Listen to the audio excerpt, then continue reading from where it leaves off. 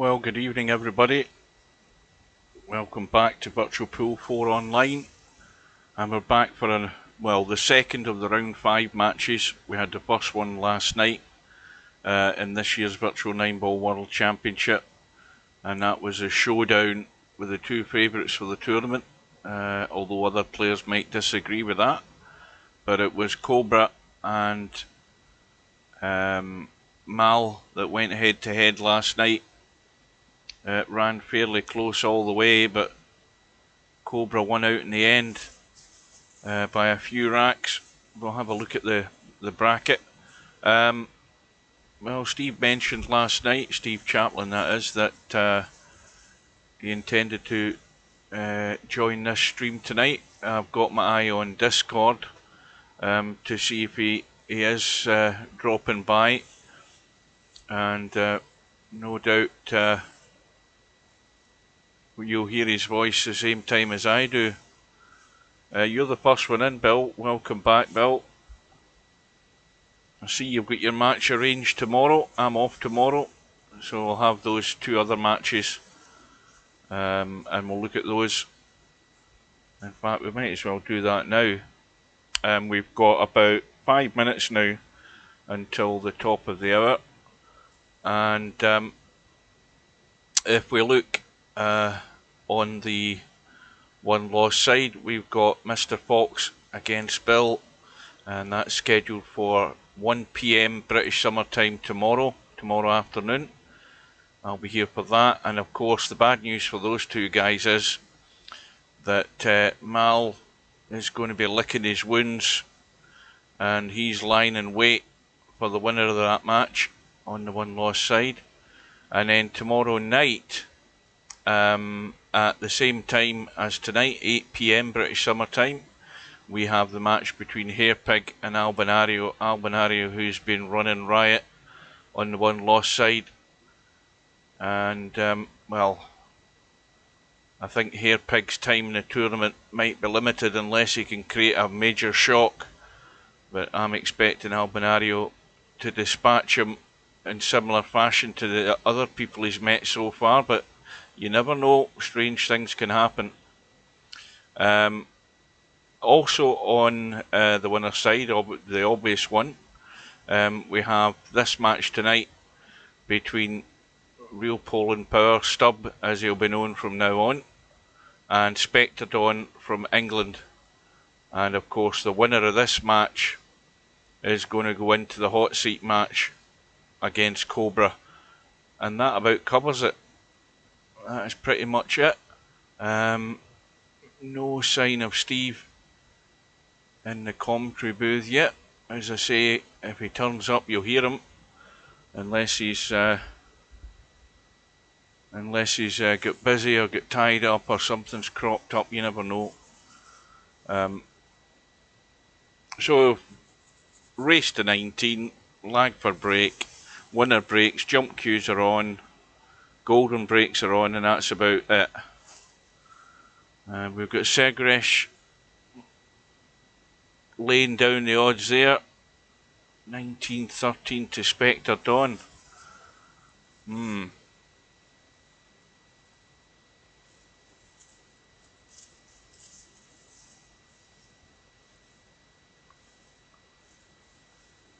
So, well, the main concern I would have if I was in Spectredawn's corner is that he goes in for a shooting match with Stubb. Because both of them do have the tendency to be shooting at everything that has a pocket to go in. And it's a question of who's going to capitalise on each other's mistakes in this match. I would doubt very much whether there's going to be much in the way of a lot of tactical stuff. And more than likely all out blast everything that they see. Could be proved wrong, but I'm more inclined to think that's the way it's going to be. Good evening everybody. Anybody I've missed out?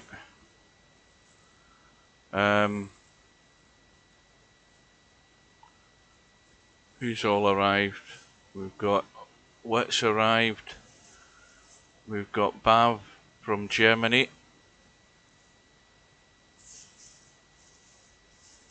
Right, so we are about 2 minutes away, and when Steve appears, he'll appear if he's going to join in. I've got myself muted on Discord, so he won't hear me on there, but you'll hear him until I tab out to actually activate my mic on there. But anyway, to the matter in hand, we have about 1 minute for this room to go up.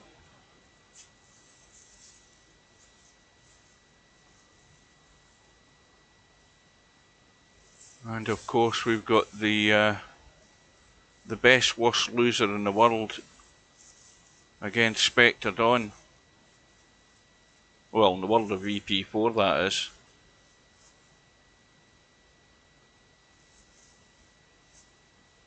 Again, just double checking.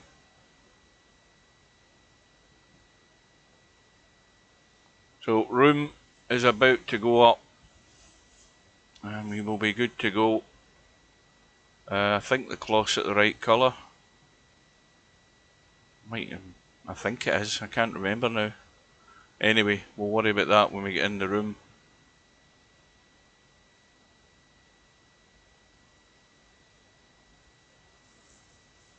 Last night was a record for me, although it's a pitiful record when you compare to some of the people that stream. But last night was the highest amount of people I had on the stream. That's amalgamated from YouTube and Twitch and anybody on Facebook. We had 40 viewers watching the live stream last night. We might not get that tonight because we're a bit quiet in the VP4 lobby. So the room is up. Let us go in and get set. Oh, I think they're well, I hope they're lagging. I hope I've not got a problem getting into this damn room. I might have to kill VP4. This is a bad sign.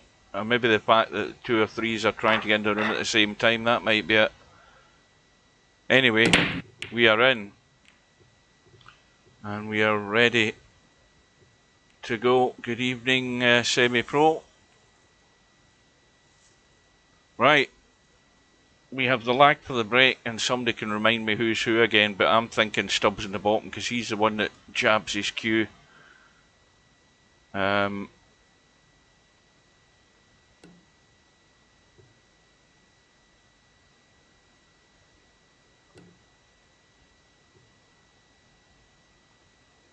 Well, the one in the bottom's one if that's Stubb.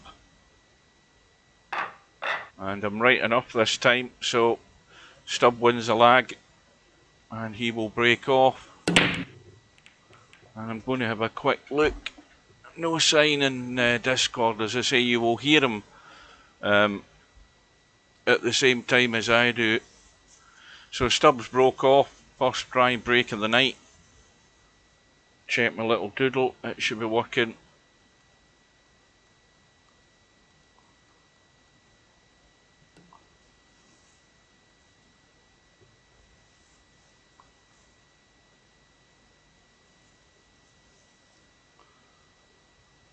Semi's given Stubb a 5-rack win. Well, I'm going to go 19-16 to Spectredawn. I was 1 rack out last night in my prediction.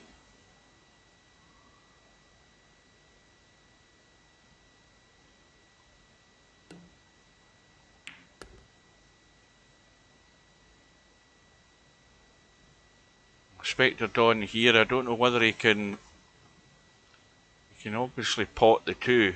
Now the line that the cue ball wants to take is desperately close to the 3, so he's managed to run past it. That will do.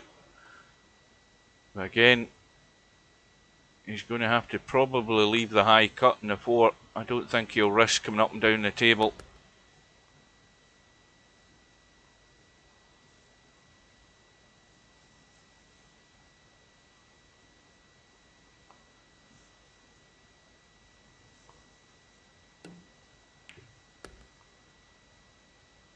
Now again, this is important from the point of view that it's against the break. If Spectredawn could pinch this, and there's no reason obviously why he shouldn't, because they're all there, there's no problem. You get plenty of room inside to the rail behind that 7 ball. Good evening to Albinario, and Albinario is pitching for Spectredawn as well. Well, immediately this is the problem that that both of these players do have, is getting loose and having to dig out cuts, and that's what will happen all night. And it's going to be down to who gets more of them than the other one. Oh, the cue ball's travelling. He's okay. Well, a bit of a ropey run out. I think that's a new term I've just coined there, a ropey run out. But he's got the job done.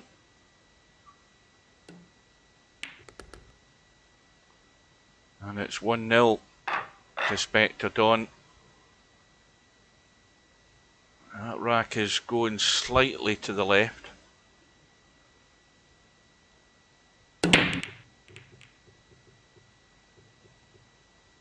But there we go, 2 out of 2. 2 breaks, 2 dry breaks, and Stubb with a chance to respond, but it's not going to be easy with this 6 and 7. So he's immediately got something he has to deal with. And you know he's going to, well, I think he's too straight. I was going to say he's going to take the risk and smash into these and hope he's still on the 3, but he can't do that because he's too straight. But the first chance he was going to get, that's what he's going to try. And that's just riding your luck. Probably easier to play a good lock-up safety on this 6. So it would be.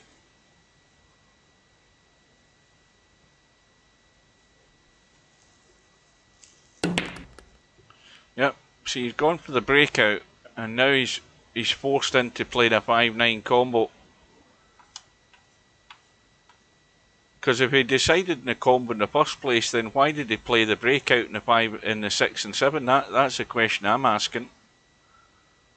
You know, if he'd made his mind up, this is what he was going to do, why play the breakout? Because that could have went wrong.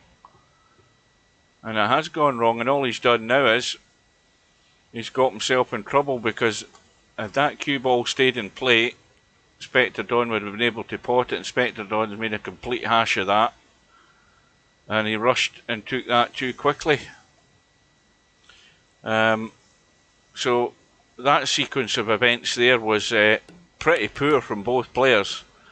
Stubb playing a breakout in a 6 and 7 when he didn't need it, when he decided he wanted the combo. Missing the combo. Spectredawn with a touch like a sledgehammer again. Can't get the fine touch. Keep it safe. And Stubb having to dig out the bedhead cuts to try and stay at the table. So this has been a bit of a mess, this rack. But Stubbs overcut it the right way, so now it's safe in the rail. So they certainly won't want to see this rack. There's another poor one from Spectredawn. I mean, he's played 2 safeties and have been absolute garbage so far. So he has got no touch whatsoever there. And it's in the end, it's an easy finish to the rack for Stubb. And the unforced errors have clocked up straight away in this first rack. But we've had 2 breaks, 2 dry breaks.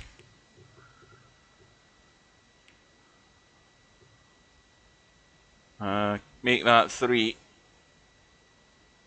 And once again,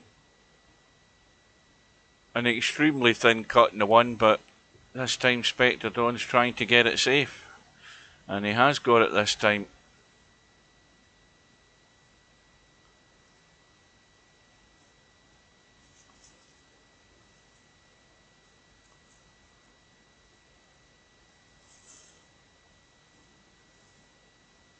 What's Stub looking at?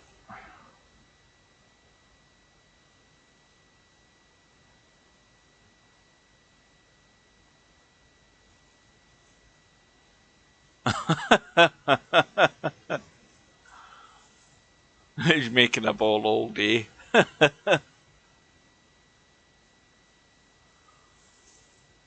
Yeah, somebody keep a. I mean, I've got a little clicker here. I could actually keep a count of the bullshits.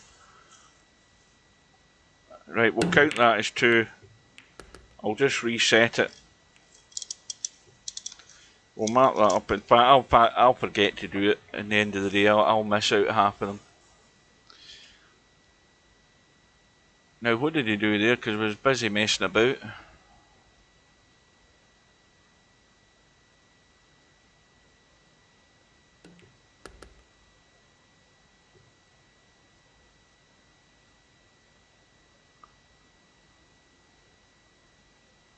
Well, this is going to have to be a good one from the 4 to the 5, because that 5 looks pretty tight. You. Oh, just a minute. There he is. Hang on a minute, guys.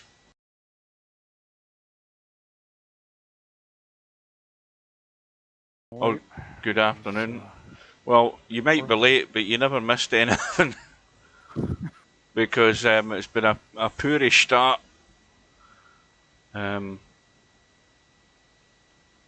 One rack all. Stop trying to. What do you think about this match, you? Well, hear your thoughts.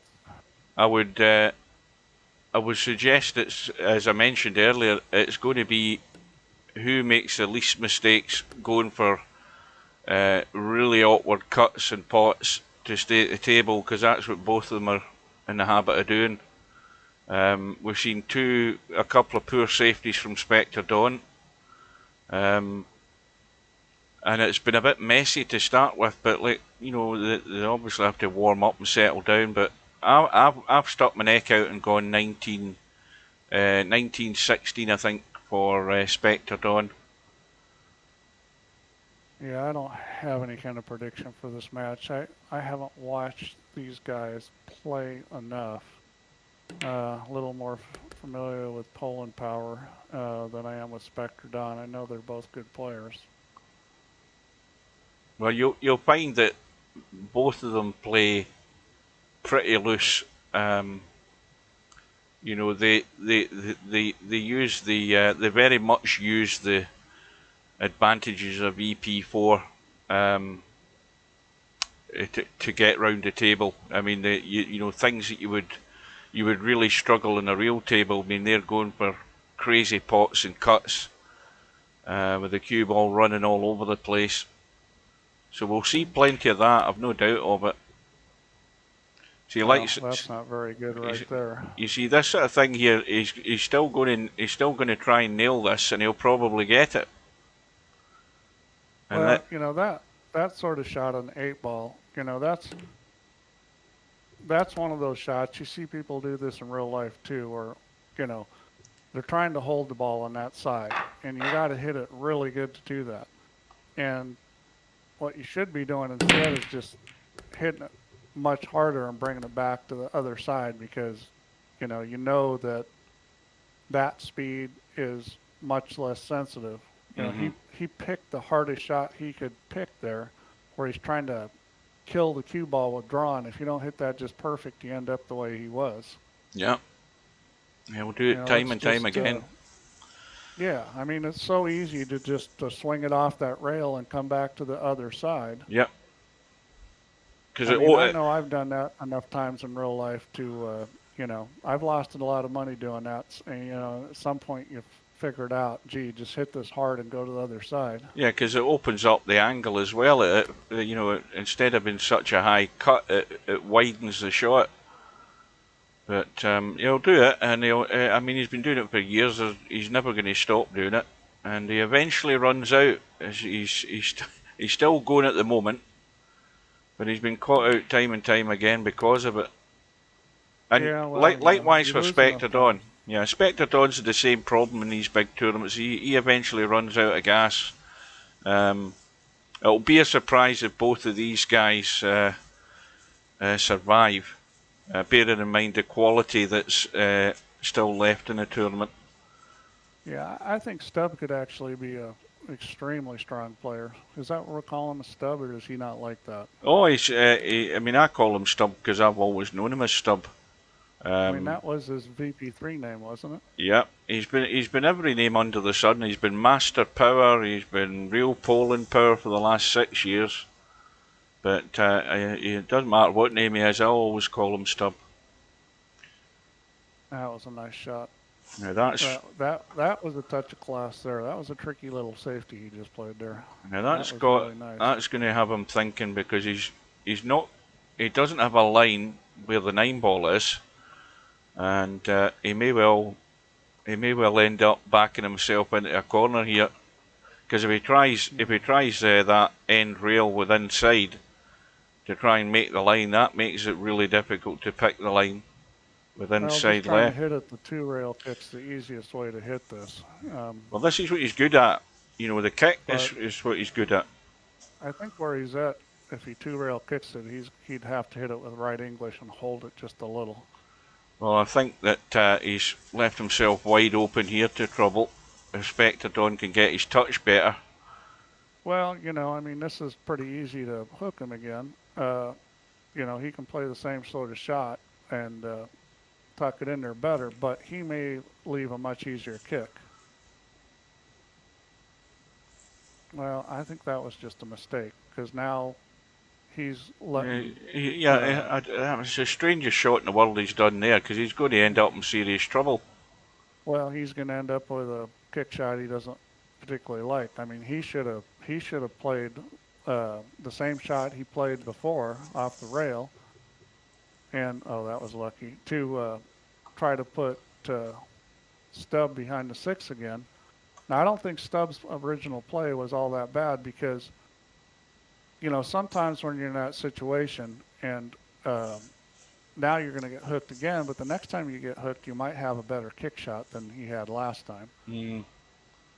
I mean, obviously, you're opening the door to get 3 fouled if you do that, but, this situation, it's kind of hard to 3 foul the guy. He's always going to get some sort of kick. Yeah, this is a lot easier. Is he going to try to roll this dead weight though? Because if he disturbs that 7, he may well leave this on. I think off the rail is better. Yeah, he's just brushed it. And that's a good shot. Unfortunately, the 6 ball was hanging out too far. If he could have got the cue past the 6, it would have been nice. Now, that's not a particularly good shot. I mean, I think you're just asking for trouble leaving the cue ball close.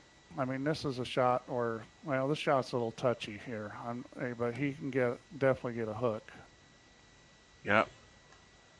Well, he didn't. I mean, that wasn't a bad play, but it was not well hit. I don't think he's got enough room to. I think he does. I think he's got enough room to play this combo. I think he would have to banana it a little. Yeah, he doesn't like it. He's choosing not to. I don't like leaving the cue ball like that.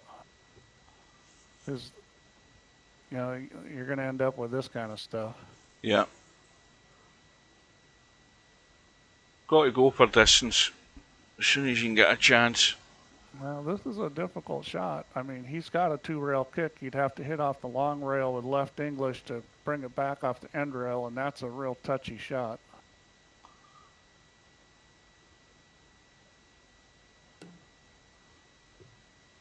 Oh, he was able to do it that way. I didn't think he could do that without putting English on it. Well, that's given Stubb the chance.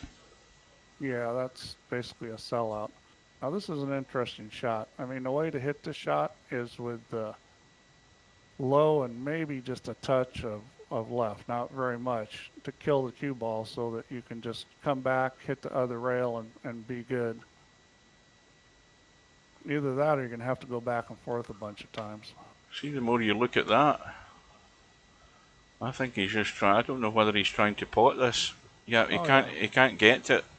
Yeah, he couldn't. That's a terrible shot. That ball certainly could have been put in the hole. Hmm. I think he just hit that really poorly.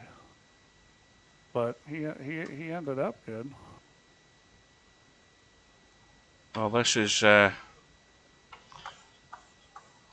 at that 5.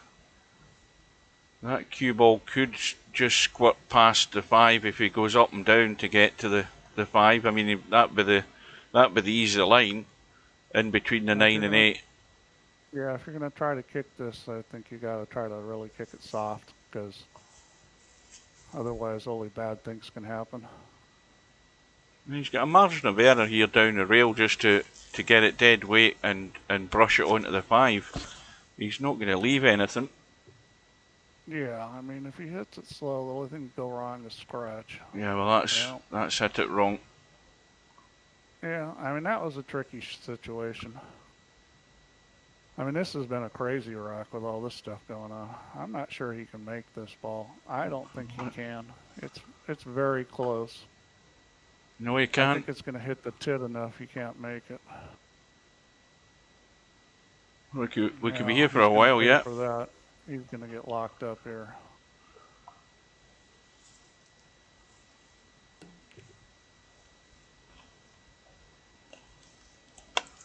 That's not bad. Yeah, this is actually a pretty easy safety. 2 rails and just brush the 5 lightly. Well, that's not lightly. You see, Stubbs' patience doesn't last that long, Steve. I mean, he's going to lash out at some point, and he's going to do things like that and get away with it most of the time. Unless he goes for the bank. I don't think he got away with it. This is a pretty easy bank shot. I would expect he's going to make this. Yeah. Wow. Yeah, that was actually a situation where the safety was pretty easy. 2 rails lightly on the 5, and you get a snooker out of it. Yeah, I think he was running out of ideas there, as well as patience, and it's cost him.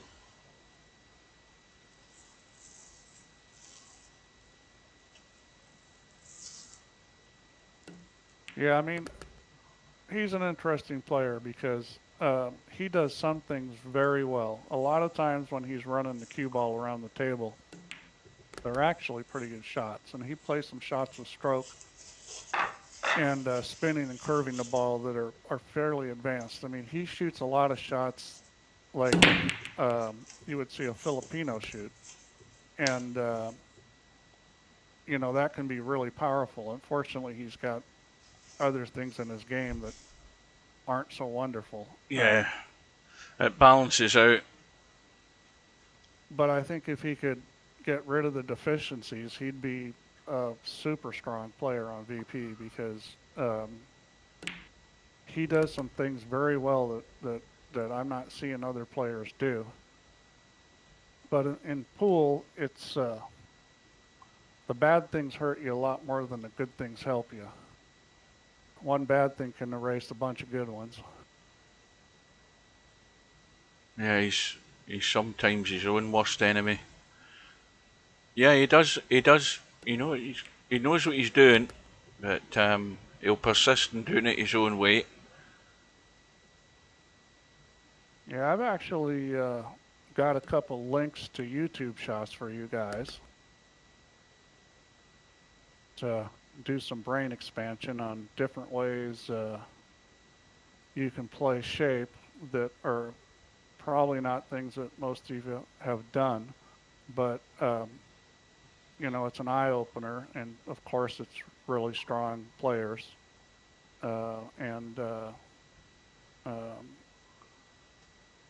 seeing those things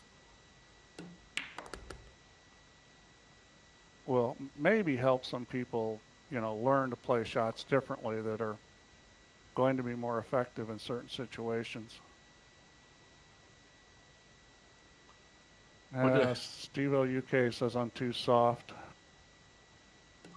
Is everybody thinking Steve's coming through quietly? Too quiet? Because I haven't changed anything since last night. My Pro got his 37th 147 today. Well, the magic number would be 147, 147.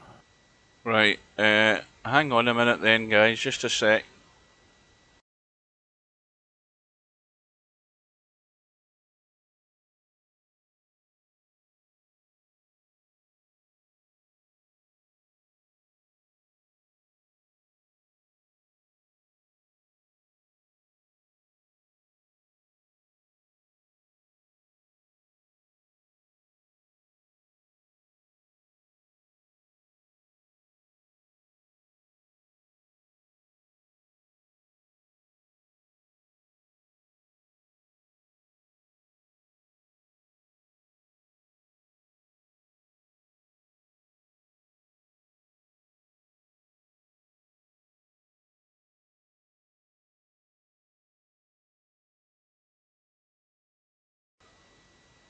Right, Yeah, I just guys, raised it 10%. it should be better now. Steve's upped his mic.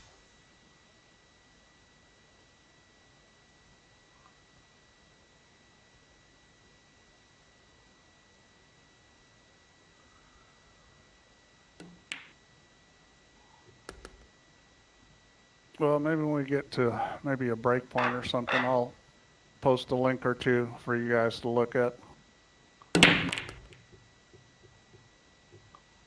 Now, I watch a lot of pool. are you watching? Are you posting in Twitch, Steve? Yeah, I'll post on Twitch Yeah. when maybe at a opportune time so that people can, just something to talk about because I think it relates to how Stubb plays. Yep. So links appear in the chat on screen, but they're not clickable, obviously, for viewers. But those who are on Twitch can pop out the chat and click those links if they want to watch them. If you're on YouTube, tough luck. You can watch them. Well, I can post them on on VP4, and you can click them there. That would probably be the easiest thing to do. Yep.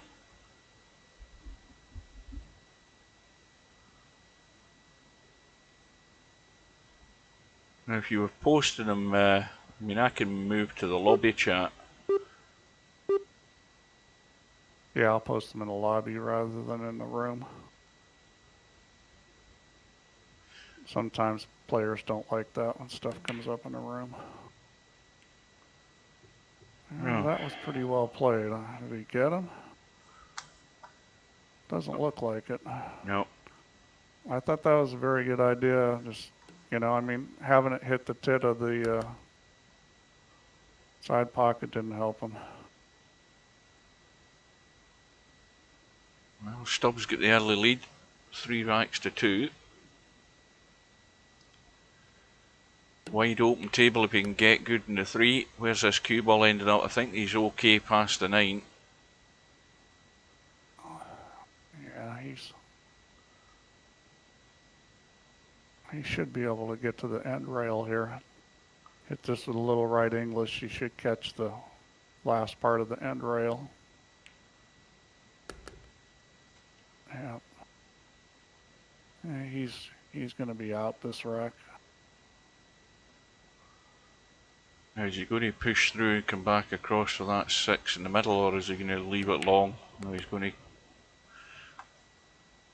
Well, that's going to be the cut in the I would middle. have done the same thing. I might have hit it with a little right English, but this is fine.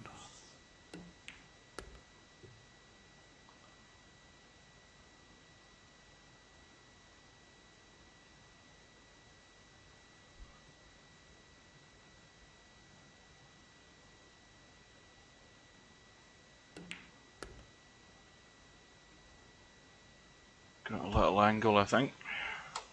Should be fine.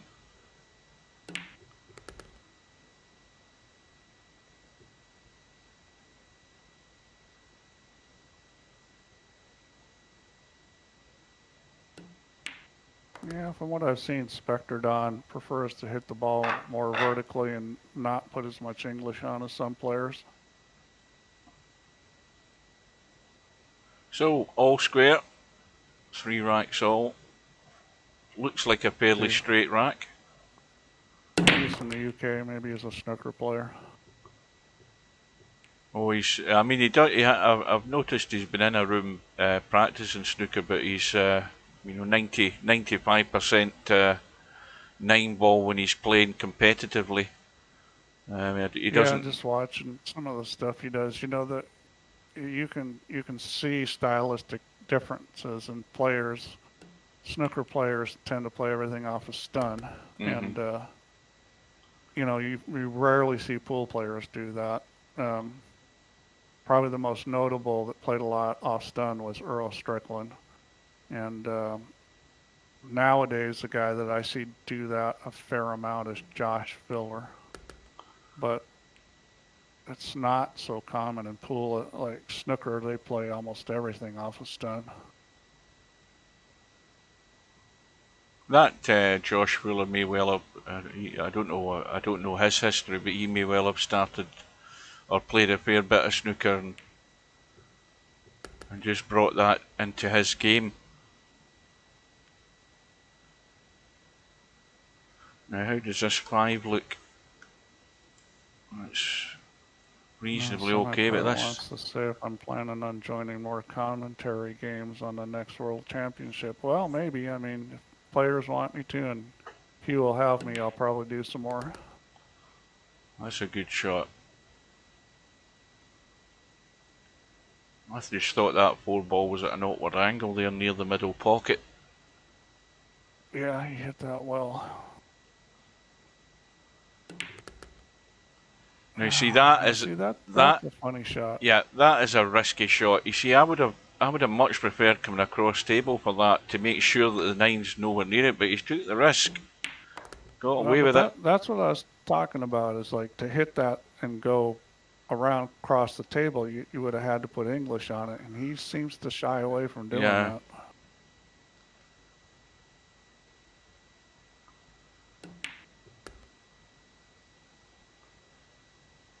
Well, it's 2 in a row.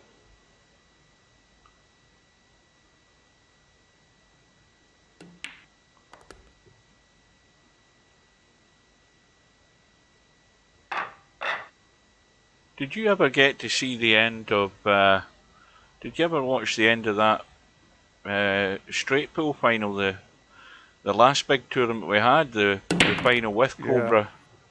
Yep, I did. And now, this is interesting, because if you saw the run that Larry was on, and you saw what Larry was doing, I still don't know why he didn't cheat the pocket slightly. I'm trying to remember what ball it was, whether it was a 7 ball. You know, he was right in the middle of the run. He could have ran another 50, 60. He could have possibly ran out and won the match there and then. And he chose to play the little roll through, and then of course he cocked that all up with his trackball mouse.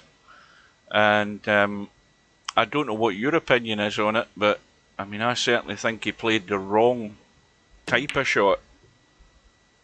And that's... Yeah, I mean, you know, pool's a funny thing, and decision making's even funnier. I mean, I can't tell you how many times where I did something and, you know, afterwards I'm like, why did I do that? You know, I should know better than to hit it that way. But, you know, I mean, the mind is a funny thing, and it, especially under pressure, it doesn't always do what it's supposed to. Yeah, but you see, I knew that Larry was hiding in the background there. I was just trying to fish Larry out, and he's appeared. There he is. He's appeared in the chat. Yeah. Yeah, I mean, it's a lot of times it's hard to second guess things. I mean, you know. Well, hindsight's a great thing, isn't it? That's a great thing about pool. I had a shot, I spent a couple years now. I had a shot in a tournament final where, you know, I was cutting it back down the rail. And, you know, I've been in position before. It's hill. I'm on the 8 ball, cutting it back. 8-9, and I win the tournament. And I just wasn't ready to shoot the ball.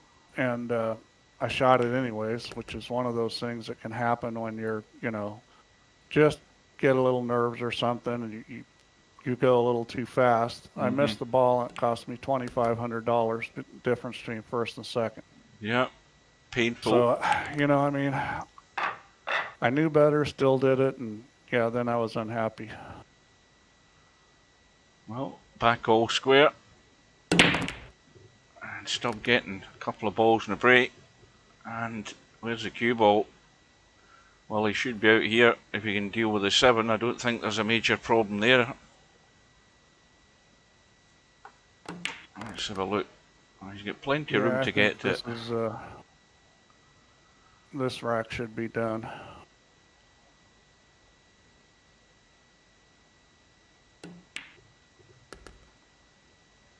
That's interesting watching a guy like Stubb play, because, you know, he shoots so many shots where he shoots them the right way, and then that aberration will come up.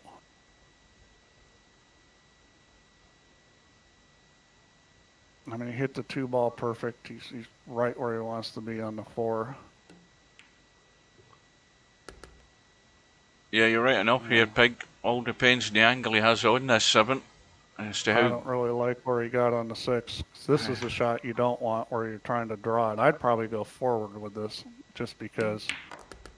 Yep, like that, because that's safer. It's easier to control the speed that way. He hit that pretty good, but he shouldn't have ended up so straight in on it in the first place. This one, I think you want to go forward. We'll see how he hits it. I think he can get around it. It's a little tight. Well, at least on VP with the stroke of God. But the question is, you're going to overstroke it and put yourself in the wrong spot on the 8-ball. There we go. Here, Pig. Yeah. Here, Pig called it.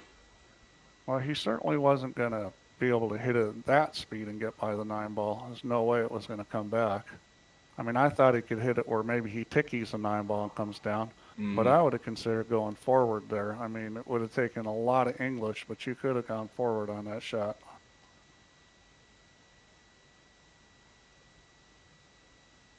See, these are the toughest shots, you know, and he's going to scratch the middle. Is he? Oh, he's going to have the bailout with the jump stick.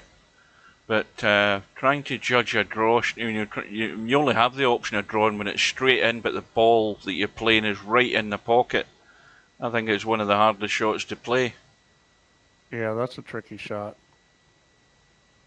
I've had that shot in real life where you had to bring the ball the whole way across back down the table, and the ball was like a couple inches off the rail at the opposite end of the table, and that's just a crazy shot. I used to practice that shot. Put the cue ball in one corner pocket and put the object ball in the other corner pocket and try to draw it back into the pocket you're at.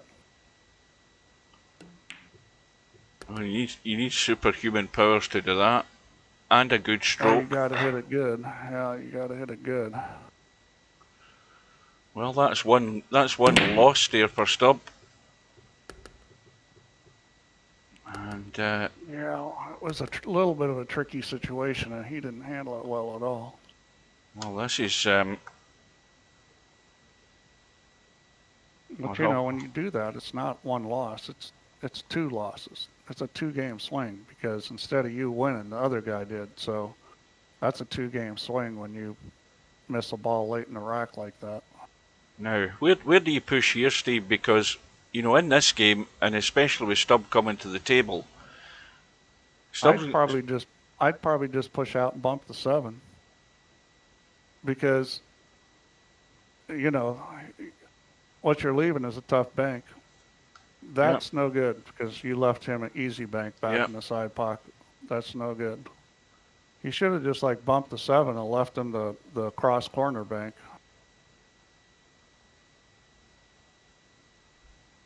This is hard to miss, this ball. He did it though. Yeah. He found a way to miss it. Now, this is a toughie. Yeah, I think the shot here is hit it hard with right English and go 2 rails, kill it in the corner, and come out.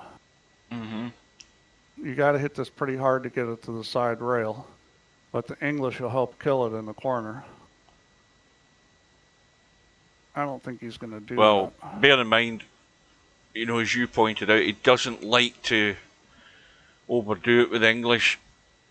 Yeah, well, this is a hard shot to shoot without it. I mean, he could go that way. Well, that's a great shot. That is a good shot. Yeah. I mean, that was maybe a better shot than the one I came up with, and the reason why is that the shape was very natural. You didn't have to do a lot with the cue ball, and that's usually a better approach. He's now left himself the awkward one. Everything's going. Shouldn't be awkward. You think players have trouble with that shot? Well, these are testy. You'd be amazed the amount of times they catch the knuckles and they hang in there.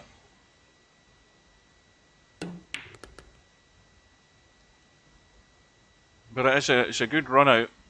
That was a good shot he had there. And I think that's the first 2 rack lead, isn't it? I think it is the first 2 bit of daylight between the 2 of them. And Stubbs ranting away to himself as usual. Well, I at least set this up the way the players want it. The players want a jump queue, so I put them in there. If it was up to me, I wouldn't have put them in there.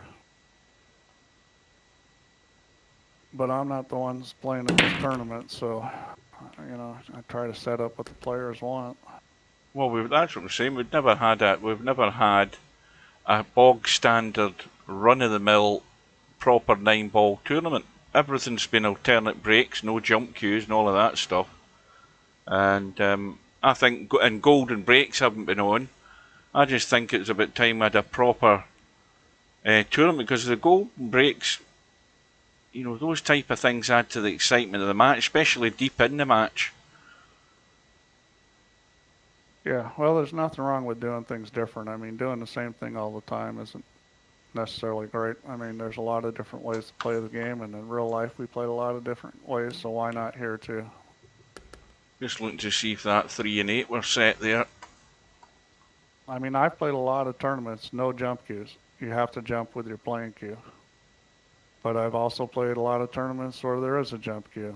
I've played a lot of tournaments where the 9-ball's on the head spot. I mean, played a lot of tournaments where 9-ball didn't count in the lower 2 corners or didn't count at all. I mean, I've even played tournaments where there's no 3 foul. Let's see where this 6-ball is going. Well, Moss wants to know if Stubbs blown his top yet. Not yet. Well, good evening, Moss. It just depends on how the score goes at the moment. Well, he's got the chance to get it back to 1. We'll just mute him right now.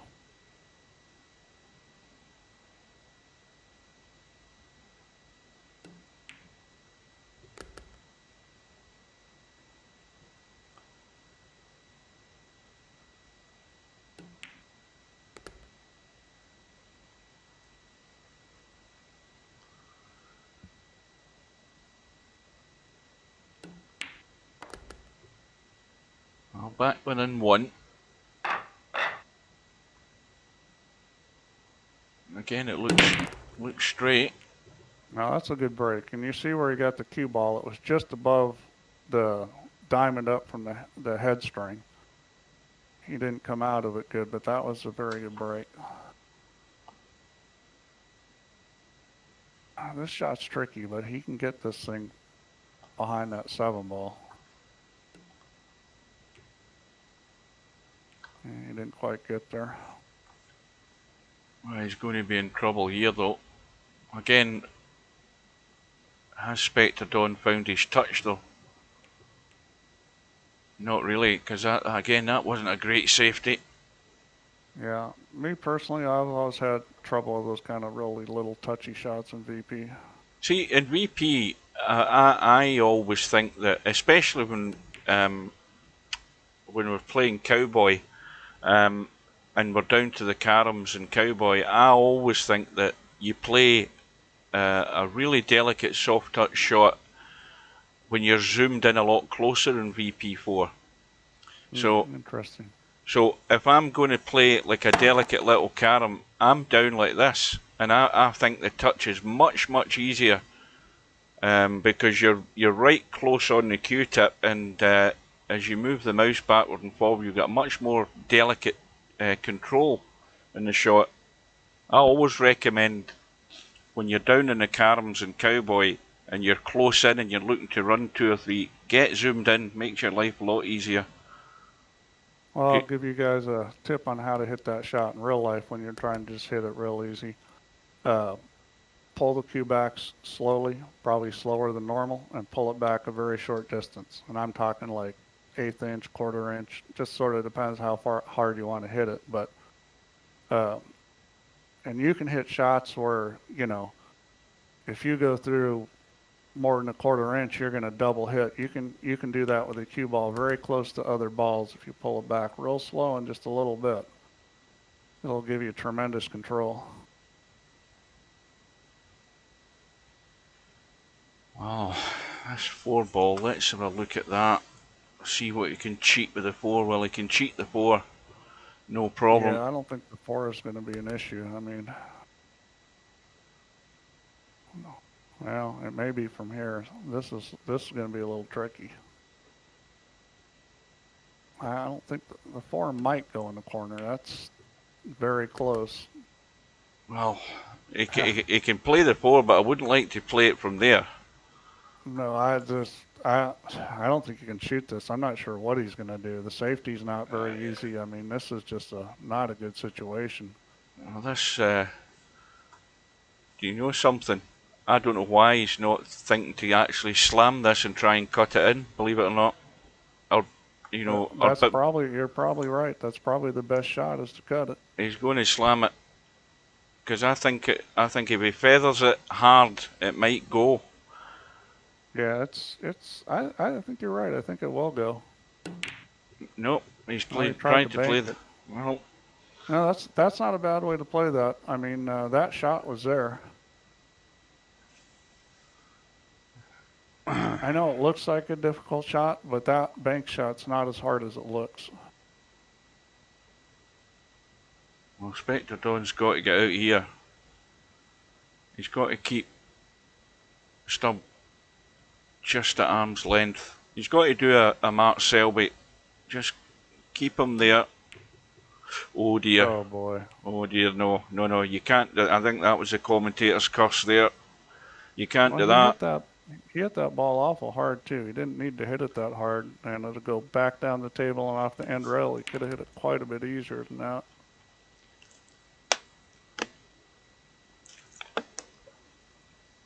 Well, I think Hairpig might be right as well, that, you know, Spectredawn, I've seen it as well, where it gets to these matches at, you know, towards the business end of the big tournaments, and he's not necessarily fallen apart, but he's done things like that there when he should have been out, and it might just be a bit of the nerve showing. Yeah. Did you see that shot Stubb played on the 5 ball? Where he went forward and it's kind of a forced follow forward. Mm-hmm. That's the kind of shot Filipinos play a lot. And the reason why is they grew up playing in very humid conditions on crappy equipment. Like you're going. And that shot works well in those conditions. Well, it's a good opportunity for a safety here. I think the play is to run into the 3 ball. He's trying to lock it that way. Well, that was a good shot. Yeah, good result. I would have hit it with a touch more speed, but that's fine. He got there.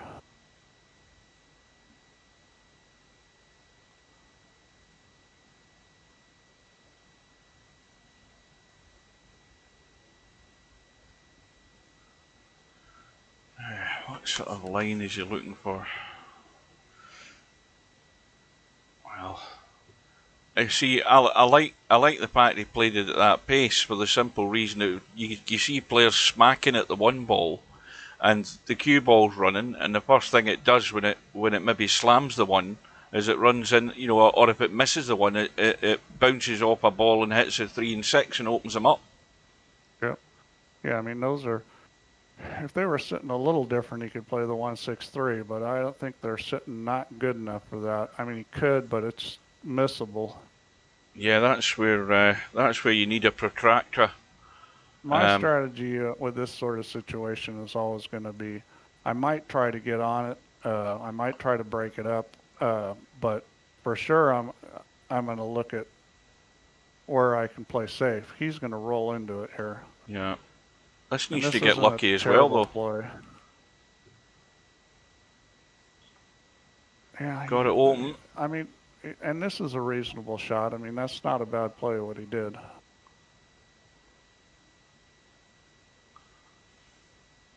Stubb should be amplified, not muted.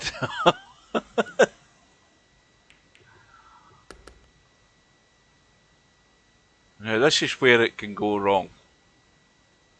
He's running into. That's No. not bad. Yeah, that'll work. Now let's see how he plays this shot. I mean, this shot's a little tricky. You know, getting a speed and a line here. Because if you just go between the 6 and 8, you can come off the rail and get hooked on the 8. That's an interesting way to do it. Let's see if he gets there. You know, there's nothing wrong with playing that sort of shot, but he didn't get on the right side of the 8 ball. All out for the bank. Double bank.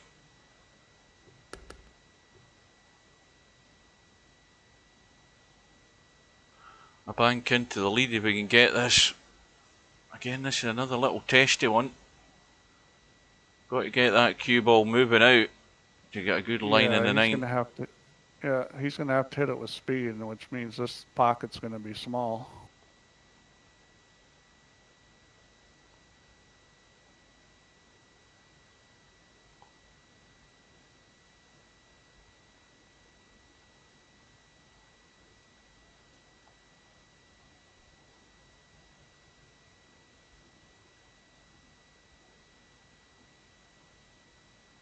I think this is the longest Stubbs ever taken to play a shot.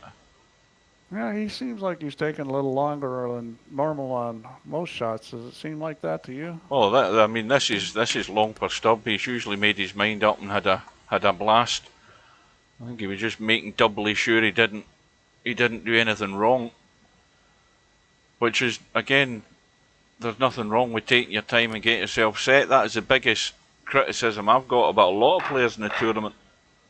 You know, not just that, this tournament, Friday night 9 ball, you get players just, you know, there's a shot clock and the shot clock's there for a reason. Get yourself set, get yourself ready, get your head cleared and play the right shot.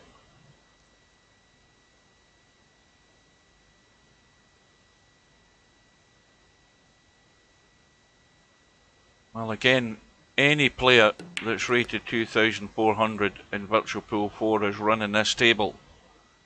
Dry break from Stubb. You've got to do it. There's not a whole lot that can go wrong here. I mean, it's still pool. Something can always go wrong, but it's a pretty easy table.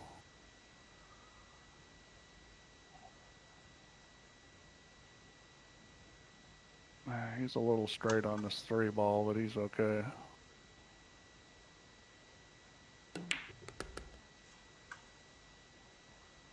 No. Well, that's a problem. This is a problem. He's, if he was going to go to the rail, he needed to do it with some speed to come back out, because being straight in on this 4 ball isn't good.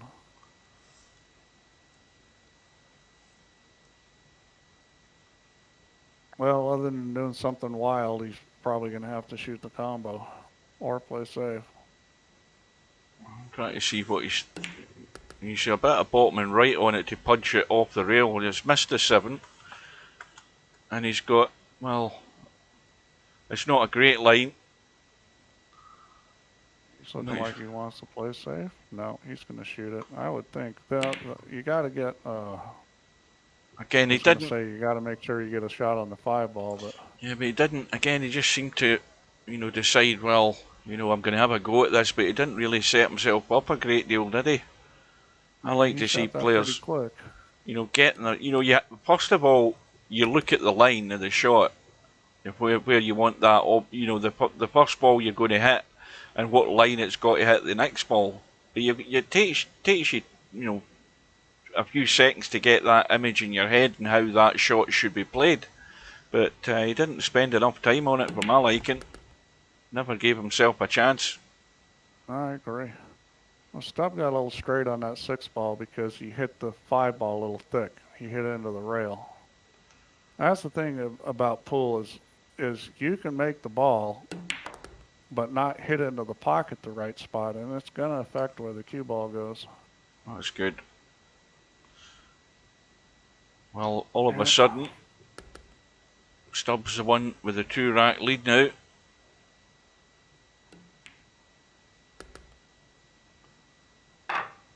Well, with the mistakes these guys are making, I don't think anybody's running away with it. And again, the dry break. Now, once again, they're not. They haven't paid any attention to what Albinari's been doing. That's the interesting thing about that. Maybe Albinario just got lucky that night, but he certainly potted a heck of amount of balls. Took his All about this push. That push. This is too good a shot to push to. I would have pushed to something a little tougher than this. Yeah, he's going to have a go. Oh, there we go. Stubbs' bad luck coming into play again. Well, you know, one of the reasons that shot's good to shoot at is because you can get safe. Now, typically you'd want to overcut it to get safe. I mean, hitting it the way he did, he got a little lucky to get that. But if you shoot that one ball and overcut it, then, you know, you're down on the end rail and you got a lot of blocking balls, and even if the guy can see it, it's still could be a tough situation. So I would never have pushed to that shot.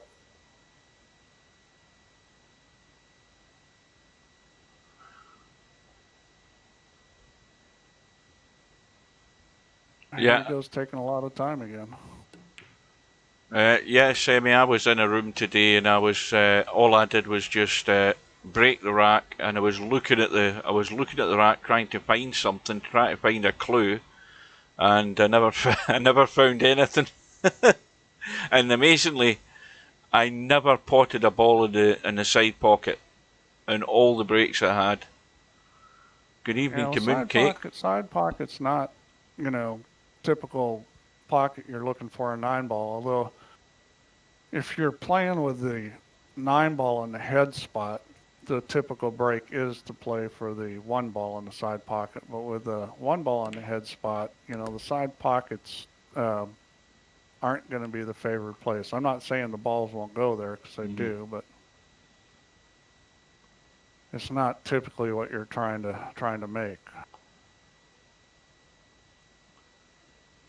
Well, this is the situation developing here where, if you're in Spectredawn's corner, the worry you would have is that, you know, he sees that scoreboard, he's 8-6 behind, he's then going to start taking more liberties. And again, it's the thing I spoke about the other night, is, you know, not to panic. There's a long way to go, but if he starts pushing the boat out, again, it's just playing straight into Stubbs' hands. Yeah, I'm not really in anybody's corner except maybe yours, Hugh. I don't, you know, I don't really like picking favorites. I just want to see a good. I want to see a good match. I want to see it being close all the way. Exactly.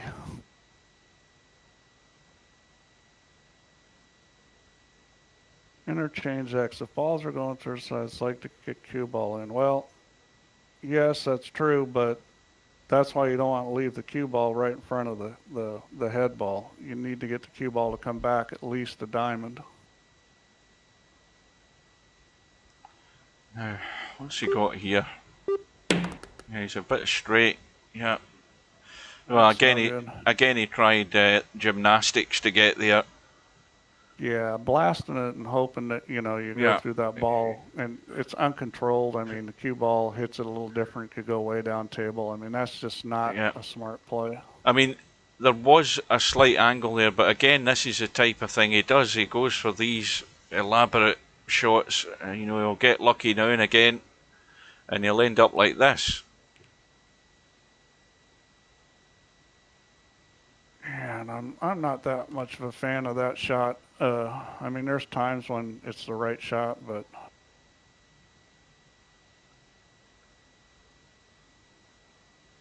yeah, the cue ball is not frozen. Boy, that was a crazy play. I would have never shot that. That's crazy, but he's got away with it. He hit it good, but that's one of those shots where, you know, you don't get the hook and you sell out. And that was a touchy shot.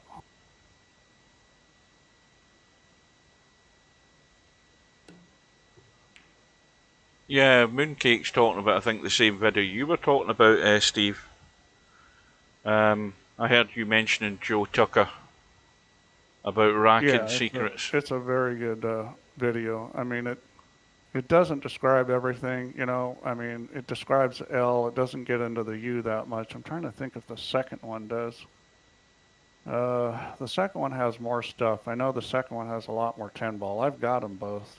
It's been a while since I've looked at them.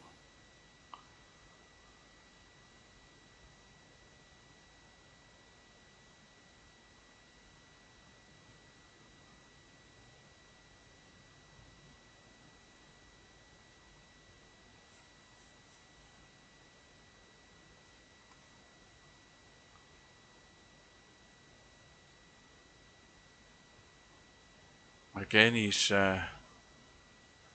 really putting a lot of focus and time into it. Got the pace right. Yeah, well, that was well played. I mean, that was a good way to hit that ball. There were some other options, but that was a good way to hit that ball. Probably the easiest option. Well, he's certainly not going to run into the 8 and 9. No, I mean, he's that's got not a plenty of problem room here there. at all. I mean, this is a shot where what you got to say to yourself is, can I really get on the other side of the 7? And the answer is probably it's going to be difficult. So the smart thing to do before you get yourself straight in or at a terrible angle is to make sure you come up shorter and play to go up and down the table. Oh dear. Which is what he did, but he dogged the ball. Yeah. I mean, I think he did the right thing with the cue ball, but I'm just not sure how you missed that shot. Good evening to Craig. Welcome aboard. Now, again, this might seem obvious, but there may be viewers out there who don't participate in the chat, and they may be wondering who the other voice is. Well, the other voice is Steve Chaplin, who is the main man, as I call him, at Solaris, the developer of the Virtual Pool series of PC games. And he's joining us in the commentary tonight, as he has done last night and a couple of times during this tournament. Yep, tall Steve. Yep. Actually, now it's Savannah Slim. Yep, Savannah Slim. Yeah, I got a new nickname. He's changed his name to Deed Pole. Well, you don't change your name. It's like, you know, it's like people assign a nickname to you, and then you're stuck with it. So, you know, if your ears stick way out, then you're probably going to end up being Dumbo, and you're stuck with that for the rest of your life.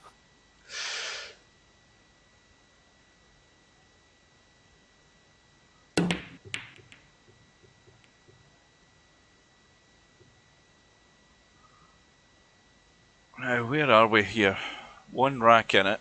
Spectredawn back at the table. What the heck was that? Well, I don't know. Your guess is as good as mine. It's just a typical stub shot. He'll just do something, you know, something only he knows what he's trying to do. Yeah, well, somebody will get lucky once and cost them a match, and he's done like 10 dumb things like that, and he thinks he lost because somebody got lucky, but he lost because he did dumb things like that, and that was just crazy whatever he did there. Well, I mean, the obvious thing, if you don't want to take too many liberties, you just stun into the 4 and leave the cut on the 2, but look at the 3. You know, he's avoided that. He's avoided the stun into the 4, and now, well... Yeah, that 3 ball goes. I mean, he's actually got a fairly big area he can get where he can make that 3 ball. He's going to have to go 2 rails here. 3 is probably a mistake. I mean, it might work, but I think 2 rails is probably going to be better. Normally, I'd always go to the 3rd rail, but that's a little tricky here. I'd be worried about that 7 ball. No, he can. the 7 ball shouldn't be in play. I mean, he's got to draw the ball fairly deep into that corner. Let's see what he He's does. got to draw it deep enough where you got to worry a little bit about the side pocket. Or you could just do that. Well, that works also. That works. What's Craig saying? No luck with the registry entry for the Cowboy Challenge setting. I remember you saying something to him about editing the registry or deleting the file out the registry. Yeah, I'm not sure what the heck is going on there. We had a problem at one point with some registry changes. And I did an upgrade that fixed it, and the upgrade also was supposed to go back and fix the registry itself. And I haven't heard anybody saying this, so I'm not really sure what's going on. Craig, I mean... So it's just... what file was it again? Was it just a Virtual Pool 4 file in the registry? If it just said Virtual Pool 4, that's the one to delete. Hotkey local machine software. Well, you need to make sure that one you're deleting is in current user. Current user, yeah. Yeah, it's in the current user folder. If you message support, then they'll answer with what exactly you should do. Because I don't know what could be wrong other than the registry.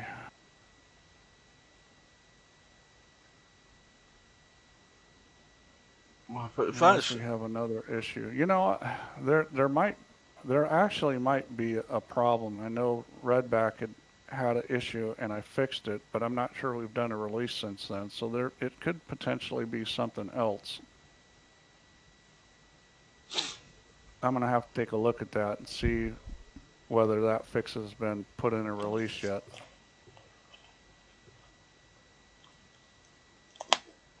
But it was a similar sort of problem where the wrong thing was coming up in advanced. That actually might be a bug in the program. If it is, I know it's been fixed. See that bug I've been having, Steve, as well? I mean, the one where it just where the game wasn't saving my password, that's the weirdest one of all. Because yeah, I know that you've had that, and I've heard other people having it, and I have no clue why it wouldn't do that as long as you exit the game properly. Yeah. All the crashing problems on exit caused by the browser were fixed in the last big go round. Well, I can certainly confirm that. Yeah. And the only way I ever fixed the saving of the password was just completely gutting out Virtual Pool 4 from everywhere and doing a complete reinstall, putting in my serial number and everything. And it seems to fix it. I don't know why, but it's the only way I've ever worked it out to fix it. And everything's fine at the moment. RD Techie's asking about online. No, I've never seen that. It would be extremely difficult to do. There's a lot of anti-hack protection in there. I'm not going to go into the details of what that is because talking about it just weakens it. But that's been something that people have said over and over and over again. They said it about VP3 and VP2, and well, actually in VP2 it did happen, but that's one of the reasons why we have a separate VP Online executable, because that makes it near impossible to do.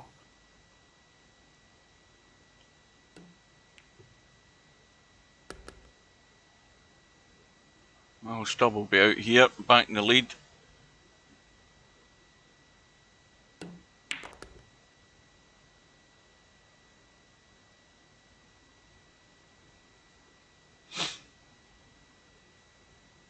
Well, because I missed that 6 BS. How can missing the 6 be BS?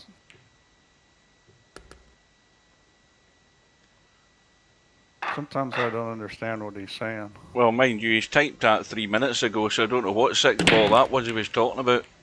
That was the one it was near impossible to miss, and he missed it. He dogged it. What he should be saying, all because I dogged that 6. because that's what it was. I wouldn't expect anybody playing VP to miss that ball, but he did it. Now, what's he got here? He's running for cover. Yeah, that was well Well, played. there's a sensible shot. Yeah. That'll do for me. Well, it was natural, it was easy, and if you roll a little too hard and hit the rail, it's going to slow down and hit the back of the 9. I mean, you were going to get that hook as long as you didn't come up short. All right, so he's just trying to roll out, make the table tougher, which he pretty much failed to do. I mean, you can shoot this 4-ball in either corner there, although the 1 is definitely a little bit more challenging. I mean, if he can get on this 3-ball right, he can shoot that 4-ball in the opposite corner. Oh, well, he's going to have to be good for the opposite corner. He doesn't have to be that good. I mean, he could be somewhat straight and be on either side and still have a fairly easy shot to get it down on the end rail. I like it better from the short side, but I don't like it so much from this side. No, this is fine. You just roll forward, bump the long rail, go to the end rail. I mean, this is not a terribly difficult shot to control the speed on because you're going to 2 rails, so you got a lot to slow the cue ball down. Well, let's see what he does. Obviously, you have to hit it at a reasonable pace, but it's not that touchy. Well, look, he's putting English on this, which I don't like. He's trying to go to the other side of it. See, he was like me. He's not convinced that he could get comfortably down onto the 4. Well, I'm not going to say that's a horrible play. I mean, this shot is one he should make, but he didn't have to do that. But, this is okay. I mean, the shape to the 5 is natural. I mean, that's the key thing about this is that you really only have to make the 4-ball and, go straight up and down the table. He's going to end up. He's going to end up inside. I mean, that's no man's land. I would have come back up to the middle of the table with the cue ball. You hit that way easy. So you don't reckon he's going to have a smash onto the 8 and try and billiard this into the middle, or is he trying to squeeze it past it? He can shoot the 5 here, and then he's got some options. I mean, I would shoot the 6 in the opposite corner because just trying to roll this, you're going to have trouble running into the 6. Yeah. That was tough. Yeah, see, it was headed right for the 6. Of course, you got to make the ball.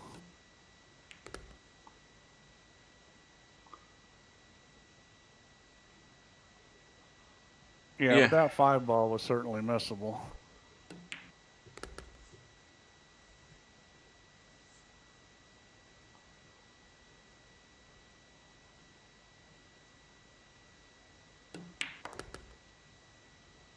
Well, we're going to be level pegging again. Halfway home virtually. And what, an hour and a quarter into the match almost.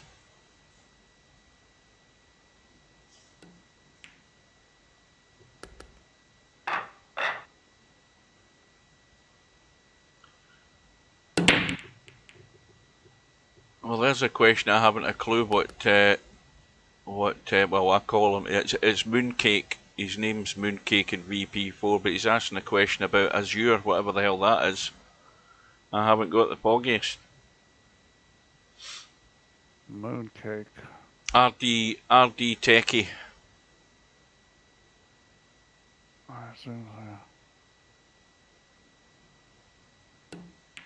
Control plus. Well, Control plus that backtick sets it, and then backtick brings it back. So if you want to get your zoom setting, you just press backtick. Control plus backtick is for setting the zoom. And that's only when you're aiming.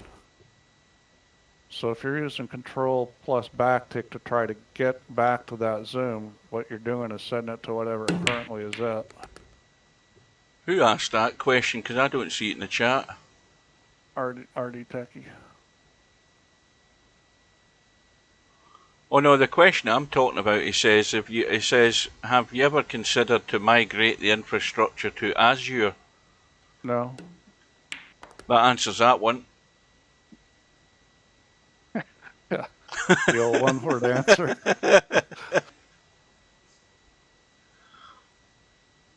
Yeah, I've got a video on my YouTube channel showing you guys how to save your zoom and how to reset it once you've zoomed in and out. It's been up there for about 4 years or more.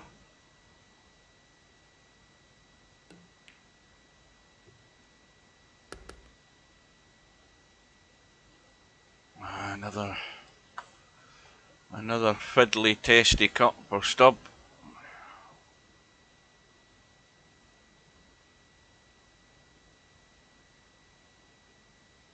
See, these shots, I don't like to spend a lot of time on them. I like to look at the line, see it, and go with instinct. I don't like doing that, though. I don't like doing that. Goodness me. Well, that's a bonus. You just answered Potman's question. Can you lock your preferred camera zoom in VP4? So when you... Yeah, well, Potman, that video is on my channel. And I show you how to do it, and I show you the zoom working. Where's this cue ball going? I think he's okay. Yeah, the video is up there. Dead easy. RD Techie works for Microsoft. Well, that sounds like a good job. You're probably in Seattle.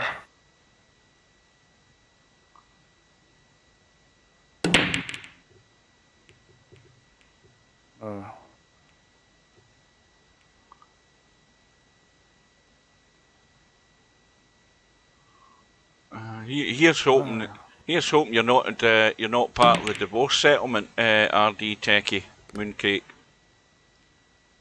Oh, you're in the Netherlands. Oh, do you know 10?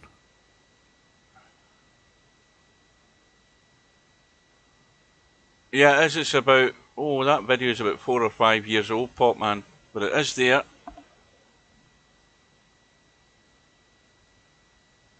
100 duck-sized horses or 1 horse-sized duck.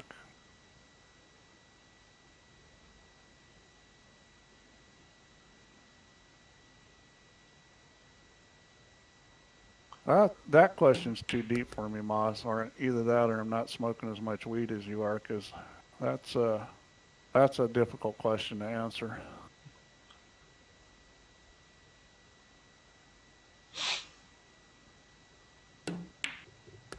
Well, this might be a significant okay, I'm rat. not going to comment on that last one.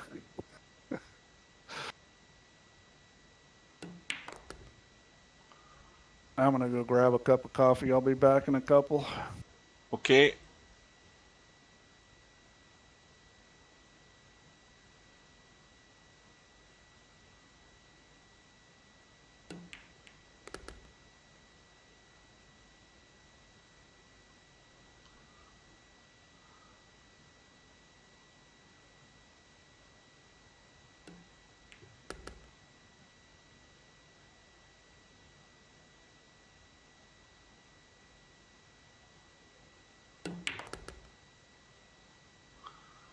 Oh dear. Well, Spectredawn. That is a poor one. That is, I mean, he's staring at a 2-rack lead here. And, well, he couldn't have put himself in a worse hole than where he's ended up here. And that is a great shot. A great recovery shot in 8. Shouldn't have been there though, but it's a great escape with that one.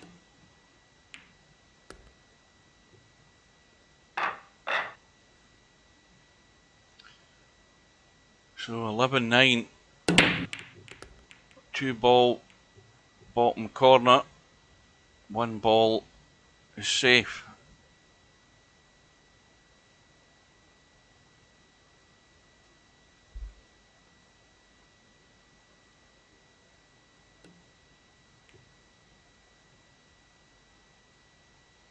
And that will do it.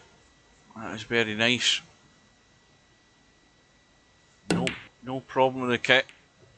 And stub Would you believe it? He gets the fluke. He gets the fluke and he's got no luck, this boy. No luck whatsoever. All the luck is Spectredawn's. And I suppose the only unfortunate thing is he can't pot the one.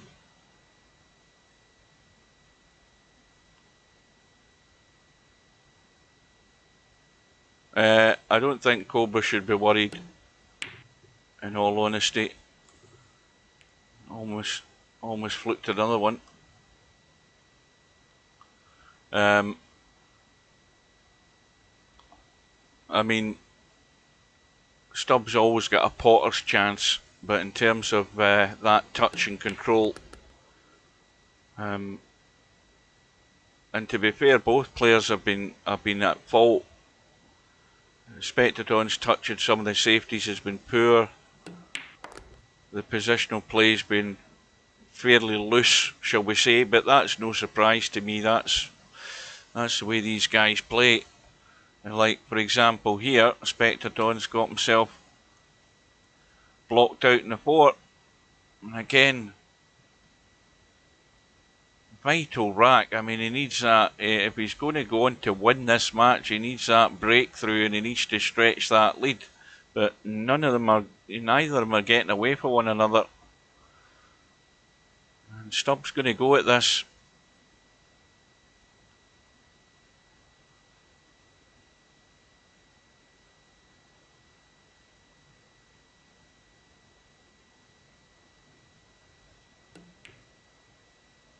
That's a good shot.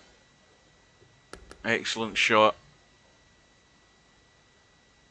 But Spectredawn's got nobody else to blame but himself.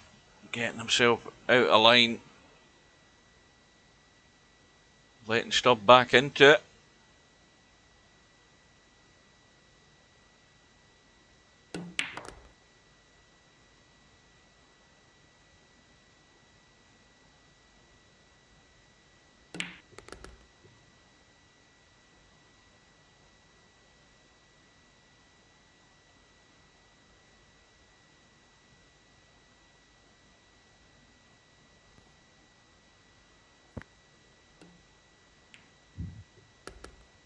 Goes the 9. Back to within 1.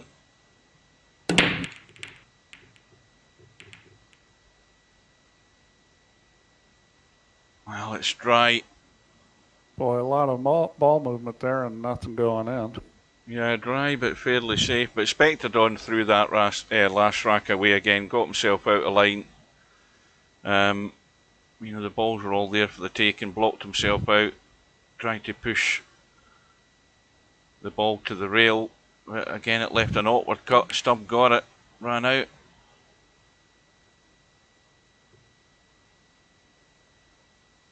Well, he went for it and he didn't make it, and that's going to cost him this game. Yeah. I mean, this is a pretty simple ruck.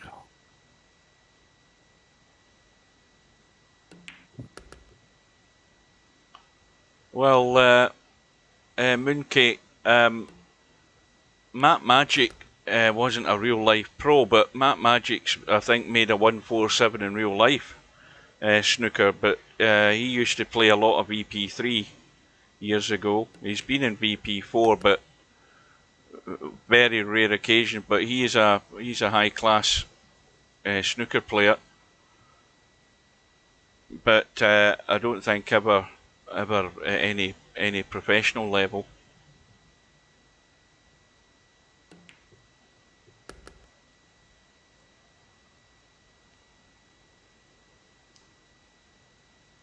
I mean, Matt Magic, most of these guys here won't have heard of him, but that was his handle in VP3. Yeah, the thing about pool players is they'd much rather play real pool than VP, and you got to understand VP or real pool is a lifestyle. I mean, most of these guys are playing minimum 60 hours a week. Many of them much more than that. I mean, it's 12 to 15 hours in the pool room every day, so there's not a lot of time for sitting in front of a PC. What's your highest snooker break in real life? Gee, I don't even know. I've played so little snooker, but probably like 45 or 50, somewhere in there. And honestly, I wouldn't know in VP3 either. Probably not even that, or VP4 or whatever. Well, there's a lot of us. Getting to a certain age, Steve, where I mean, I knew when I had to stop playing snooker because the back started to go, and then the eyes went. Because if you're struggling then to see the end of a 12-foot table, then you know something's telling you shouldn't be there. And Well, I never played much snooker. I mean, when I get on the snooker table, I just work on getting my body quiet, and my game gets better and better. If I played a lot of snooker, I'm sure I could do century runs, but you know, I've just never spent that much time on the table. I did get a chance to play Steve Davis. Spent an evening from about 11 at night till 8 the next morning playing snooker with Steve Davis, and he was spotting me 50 points. So I either ran like 30-1 or I lost. Mm-hmm.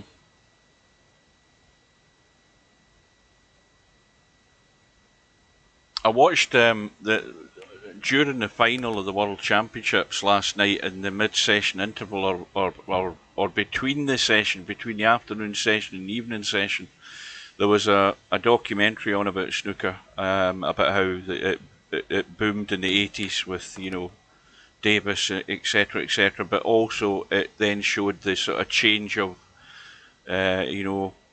one big name to the next big name, which was Stephen Hendry coming into it, and Ian, what was his name? What was Stephen Hendry's manager's name? Ian. I had his name and then it's gone out of my head. But anyway, Stephen was like 14 years old, and Ian sat him down.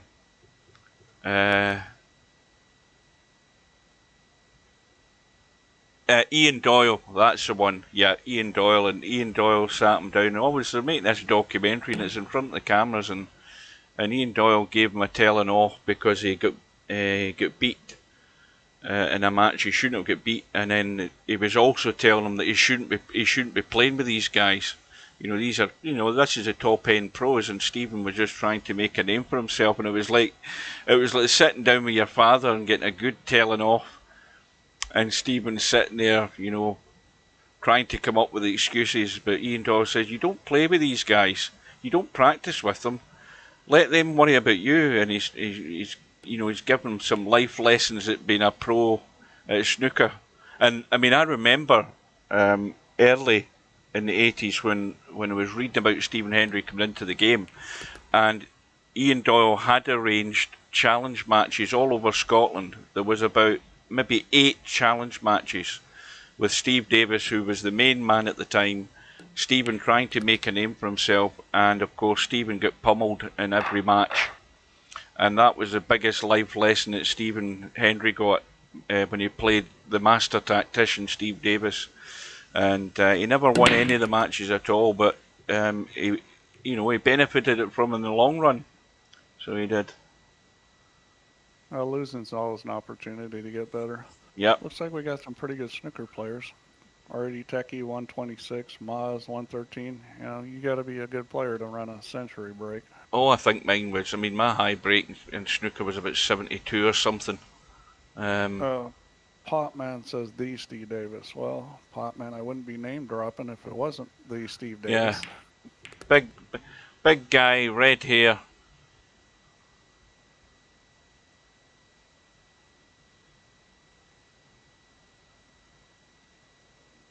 Well, I'll tell you guys a story about playing with Steve Davis. So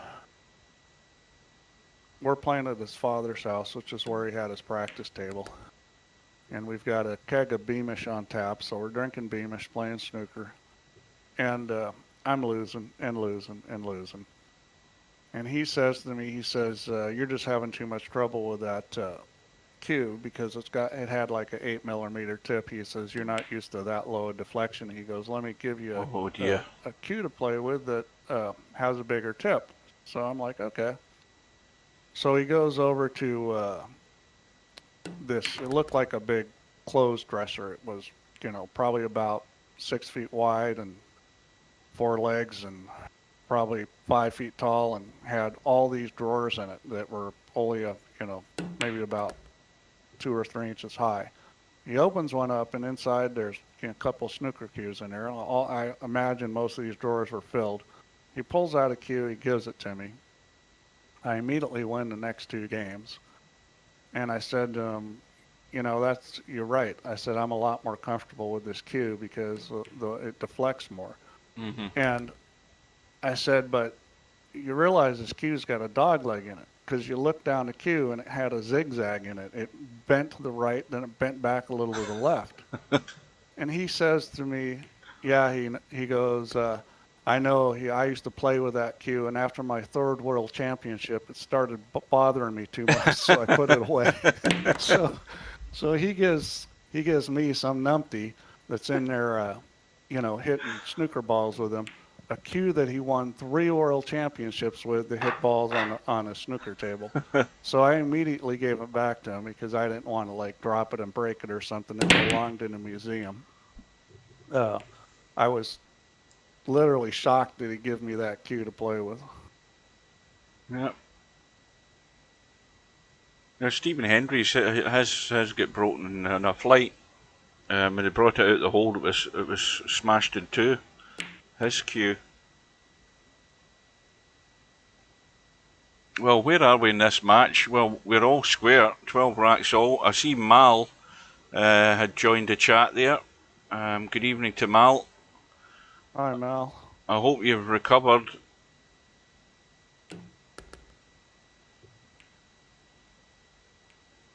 Boy, I mean, Stubb just doesn't want to, he just wants to be muted. Oh, yeah.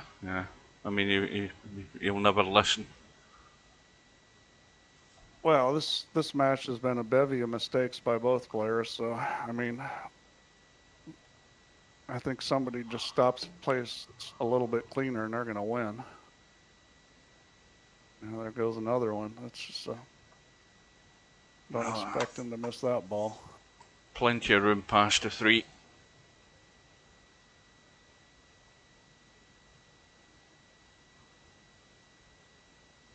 Yeah, this for 2 guys rated this high, this thing looks like a race to the bottom. This is a pillow fight.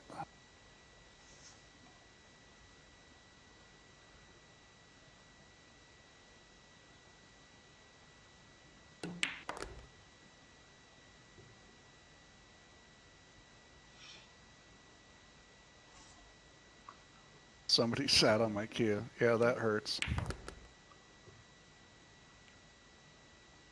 I think he's okay.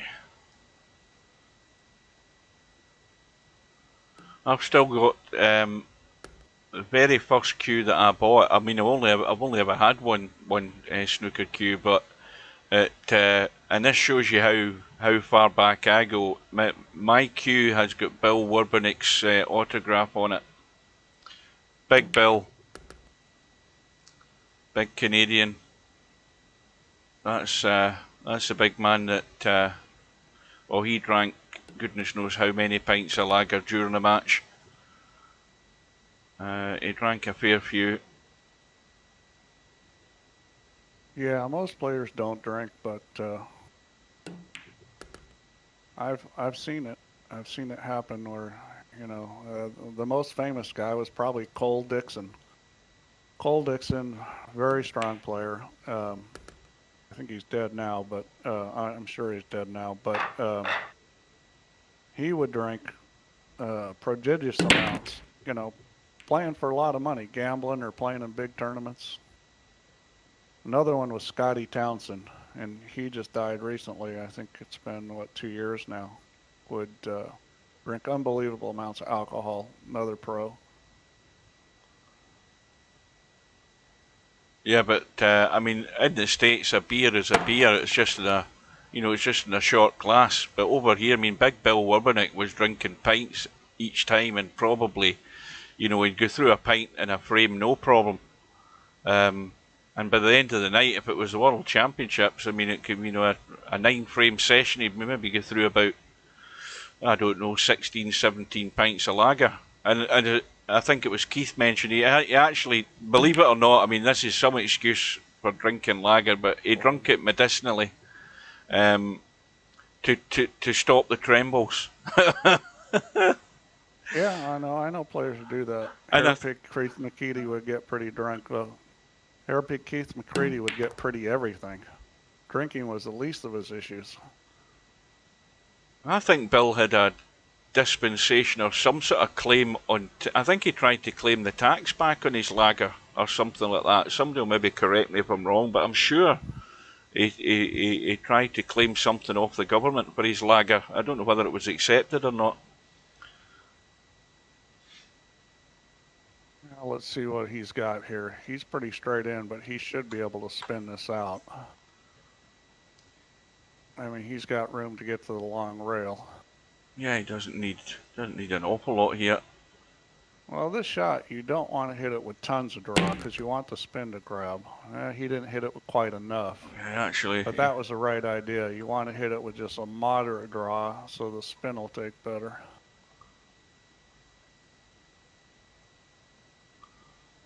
I was saying the other night there, Keith, I got Alex Higgins' signature, and I've never ever I've got it in the house somewhere, but I cannot remember where it is. But I got his autograph, and that was when he was doing an appearance. What's Juan was saying in the room now? Well, I mean, most of the time these connection problems are local, and there's nothing I can do about it. I mean, VP4 has a lot of things like to auto reconnect you. I mean, most of the time when you lose connection, it just auto reconnects the room, and you don't even realize you lost connection. Anybody having connection problems, the best thing to do is reset your router. It's most of the time it's not that, but that's something that you can do. Your router or modem or whatever it is that you've got between you and the internet. A lot of times the service providers aren't good, but the issues with the internet is that it's very good in the core of it, and the problem is always on the ends. And when you're comparing a local neighborhood end versus a data center end, it's rarely the data center end. I'm not saying we haven't ever had issues at the data center end with the ISP there, but you're talking big time places, and this server here is in New York, and it's right on the dark fiber, and you're not usually going to have a whole lot of trouble there. So most of the time when that's happening, it's going to be local. I have seen some regional issues, especially in the UK, but there's not a lot we can do about local issues. The one thing you can do is reset your router modem, and if you continue to have problems, you try talking to your ISP or changing ISPs if that's an option. Well, I've got a question, Steve. In the recent weeks, where, well, presumably you were going through the phase where you were changing servers, and we had that maintenance period that you done. But since then, we've had like 3 or 4 times where we've had no VP4. Like the last one, what was the problem there? Where we were all getting Well, the last one was a problem with we had moved servers and something wasn't set up right, and when there was a problem, it didn't recover like it normally does. And it just so happened I was out of the office at that point and didn't find out about it for a while, and it was pretty much a bad situation. Yeah. RD Techie. Well, we don't really have a latency issue. Connectivity, I don't see how Azure is going to solve local connectivity problems, because that's what it usually is. I mean, it's possible that a cloud-based system would potentially get around some routing problems, and we have had routing problems, but again, that's that's pretty rare. We've run into routing problems. I mean, a lot of games latency is a huge issue. In VP4, it's not. Oh So, dear. Again, no, that's a giveaway. I honestly don't think he set himself at all to play that.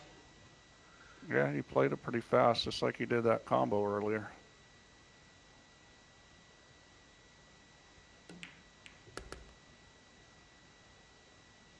Yeah, the other thing you got to understand about cloud-based systems is they're best at doing REST applications, and this is not a REST application. Or for everybody else, REST basically means web browsing.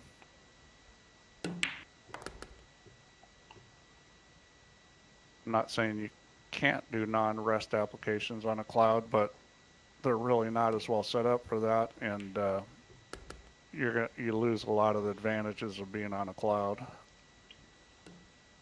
You know, I'm beginning to think Spectredawn's chance might have gone. I mean, he's had 2 rack leads. He had a chance there to take that one, got himself locked out, made a mess of the jump. He may well have lost his chance, or he might have just got it again. Commentator's curse is done. Stub, he's scratched. This is a pillow fight. These guys both keep making so many mistakes. I mean, I mean, they keep going like this, it's going to go right down to the wire. And it's going to be who makes the last mistake. I mean, you look at this table, there's no way that Spectredawn shouldn't be out. But this is the biggest problem of all, is this 2-ball. And that is tight. He's got to get it. It's not that tight. I mean, the hardest thing is that he's got to get down the table for the 3. Oh. Boy, it was not that tight. I think he picked a line. Well, he did. Obviously he did. Sent it to rail far too soon. You know, it's kind of funny because, you know, when I start playing VP4, I don't play it much, and I've always had trouble getting lines and missing balls, and you know, after I play for a while, it gets better and better and better. So when I get to the point where I'm pocketing balls, well, I still haven't figured out how to get good ball speed. I don't move the cue ball in this anywhere near as good as I do in real life. And I watch guys play like Mal, who really moves the cue ball well. He has very good touch with it, and I haven't figured out how to do that. But I understand missing balls because I struggle with that. And I'm kind of surprised to see players at this rating missing as many balls as they're missing, because they're supposed to be better than that. Well, that just means that, you know, the rest of us are all very poor. That's what it means in the long run. We're all very poor.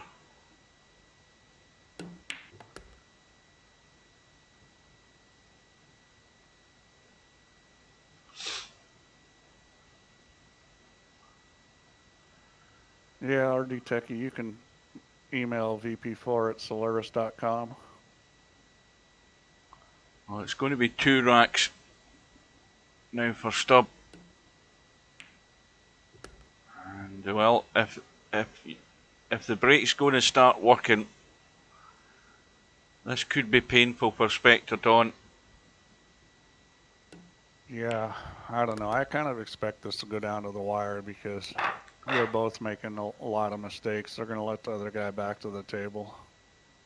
You know, even if he starts making balls, we'll see if he can keep running out, because so far he hasn't shown that. Well, no shot. No, this is a... Now, see this shot, you know, this shot where you're trying to just maybe kick. That's not the line, but something like that. I would play this. You're trying to glance off it. I don't know. I might push out to something else besides this, because I don't like this kick shot. I mean, it's doable. You can kick and get the 1 ball to come down the table, but getting behind something's kind of tough at the angle it is. I agree with you there. I don't like this. I would push in this situation. See, that's the problem with EP4. I mean, these guys. I mean, the worst decision you'll make is. I mean, this is Stub playing the shot. I mean, he doesn't want to push. I can tell, I can read his mind, he doesn't want to push. I would push over on a long rail the 3's on, maybe down around the, just past the second diamond, like line, so the cue ball is lined up with a 4 and a 1. Yeah. I would push right into that area, and then take the kick from there if it was given back to me, because I think that's a much better place to be kicking from. But see, Stubb looks as if he's doing, you know, he's gone for the kick around the corner there. And yeah, well, I mean, just by the speed he hit it, he's obviously not, you know, trying to play any kind of controlled shot. You can't hit the ball that hard and expect to get safe. see that again, here's a shot that I would, because I wouldn't have confidence to pot this, I would play safe. I mean, the safety's always there. Send it to the end rail, send the cue ball around and down, at least get that distance. Yeah, safe's not a bad shot here, but shooting this isn't bad either. I mean, this isn't a bad shot to shoot at. I mean, I would expect he's going to make this and get on the 2. The safety's not guaranteed. I mean, there's a lot of blockers, but the line you're going to have to hit that 1 ball on is not where it's going behind the 7-8. It's, you know, you're planning more on getting a cue ball behind the 4-2-9. I think in this situation, I would probably shoot the shot. Well, that's not bad. He's still got a shot. And now, can he rest at 9?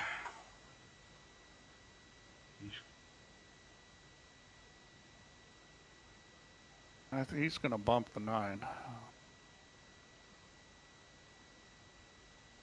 I mean, I don't think so, any doubt about it.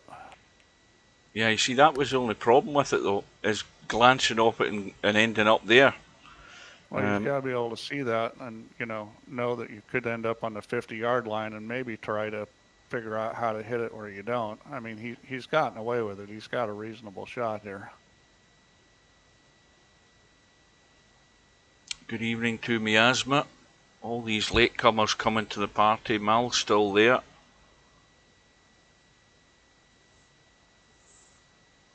Well, you can do a Moz, Mal. You can commentate in your next match. I'll live stream it. You join us in the commentary box and well,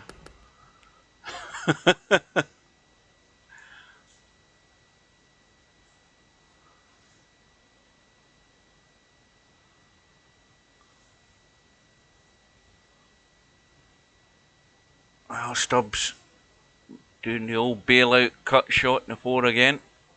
Well, this is actually sitting in a real good spot. This is a pretty natural shot to get shape on the 5. Let's see. I wouldn't have hit it like that. I would have slow rolled. Pace looks good though. This is a nice line. Yep. You know, that's the important thing. If you're going to roll the cue ball around the table like that, you got to get the ball going on the right lines, and he did that time. I mean, I think one of the biggest differences between a player that's a good player and a player that is really super strong is that ability to get the cue ball rolling on the correct line. But yeah, I just had. Stubb doesn't. Excuse me, who? I just had the feeling that this match has turned in those last couple of racks, especially that shot where Spectredawn should have had a rack, got himself out of line, and he's paying the price dearly here. I think he's gone. Yeah, we'll see. See if Stubb does something dumb like missing this 8 ball. I mean, he's done this a bunch of times where it looked like he was going to run away, and then he misses a ball he should never miss. Yeah, he cinched that. He made sure he was going to make it. And what I mean by that is, he played in a way where he didn't put the cue ball in the best spot. He was just making sure he made the 8 ball. Just get the 8 ball in the hole. You're always going to have some sort of shot in the 9. Sensible way to do it. Well, I mean, I don't like cinching balls. I mean, there's a time to do it. I don't like that philosophy because it's sort of a too scared to hit it philosophy, and that's not a good mindset. But Yeah. I mean, sometimes it's the right thing to do. Yeah, I like to chicken out now and again, Steve. I don't mind admitting it. Yeah. Yeah, you've got, it's about being certain about what you're doing and playing being proactive, playing the positive shot to get there. And a lot of players fall short of that. Well, it's easy to say you should have confidence. Having it is another story, you know. I mean, Yeah. Confidence with no ability and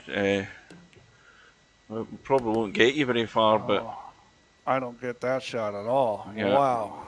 I can't believe he didn't bring the ball back and shoot that 5 in the side pocket. I mean, he got perfect on it, but he doesn't get perfect on that, and he's got no shot. I mean, that was crazy shooting it like that. I mean, he's an inch further out from the rail, and he can't shoot that 5 ball. That's the way he does it.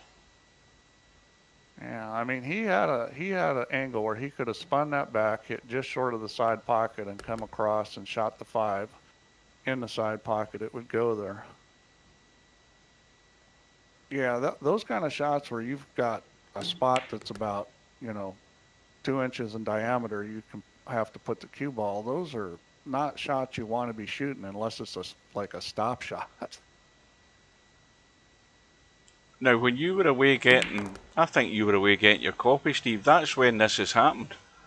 When Spectredawn, I think he blocked himself off in a 7 coming down the table towards us, when he had the rack there for the taking, and since then nothing's happened for him.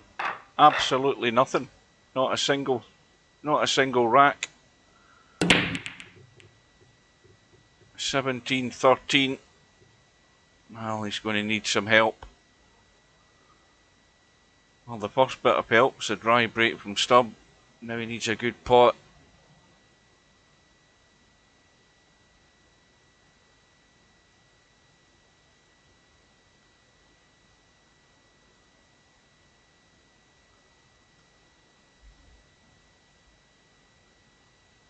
Now, a reminder to all viewers, just while Spectredawn's lining up, we've got 2 matches tomorrow. They're both on the 1-loss side. We've got Mr. Fox playing Bill at 1 PM British Summer Time, so that's early in the morning for Bill. And of course, a lot earlier in the morning if you're West Coast in the States. And that'll be race to 13. And we've also got the match tomorrow night at the same time as this one at 8 PM British Summer Time. That'll be 3 PM East Coast. And that's between Albinario, who's running hot on the 1-loss side, against Hairpig.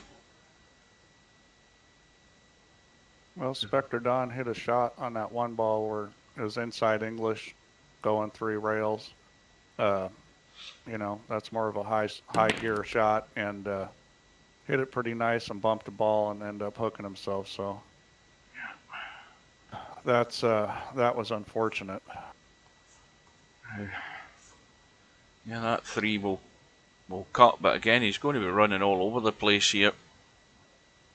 Yeah, he's going to run into the 9, I would think. This is tricky. Running into the 9 is his best bet, is hitting the left side of the 9. He's missed it. And he's got it. That's not good, though. I mean... Oh, the 6 is rolling. Yeah, he's done for. Yeah. He didn't handle the traffic well. I mean, going that way might have been okay, but not hitting a 6 ball.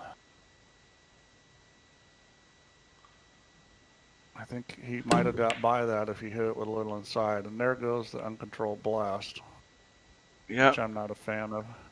I mean, I think, and this applies to VP in real life, is when you're kicking at a ball, a lot of players are just trying to hit it. Sometimes they're blasting it, trying to get lucky. But a lot of times players are just trying to hit it. But if you take the approach that I'm going to try to hit the ball on this side and send it this way and send the cue ball this way, and at least pick half the ball, the right or left side to hit, what starts happening is that now you're trying to do something. And the great thing about that is when you shoot it and you're trying to hit the right side and it doesn't, or it hits the left side, you start getting a feel for how you missed it and you start looking at the shot differently, and you actually get better. When you're just trying to hit the ball, yeah, you're not going to get better. yeah. See, that's just like taking a particular shot to the next level, rather than just blasting it to get lucky. And again, the more practice you get at it, the better you will be at it. Just the same as every shot in the game. Well, for a player that has a problem with people getting lucky, he sure tries to get lucky a lot. Oh yeah, yeah. I mean, he'll never change. He's the most unluckiest player I've ever seen. We got to come up with a nickname for that. We had a guy in the pool room who, well, he's now passed, but he always had the worst of it. I mean, anytime you're trying to negotiate a match and gamble with him, it was always this and that. He was always the underdog. So he got the nickname Underdog, and that's what he was known, 50 years he was known, that was his nickname, Underdog, because every time he got in a negotiation, he was the underdog. And Stubbs going to get himself a nickname like that, too.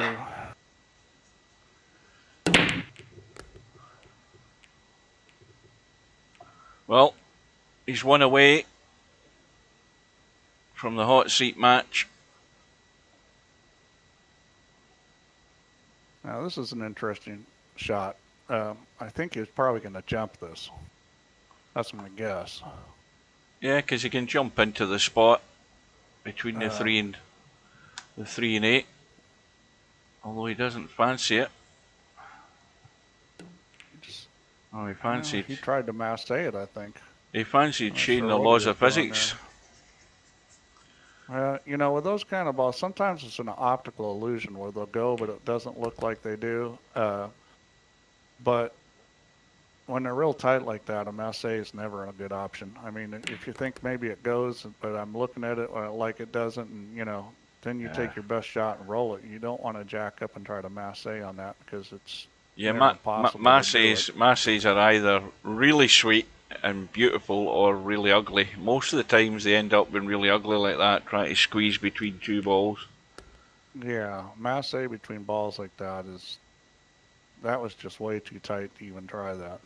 Now then, we've got Spectredawn back against the wall. Stubbs giving him a run out. Now anything can change. Anything can happen with the break.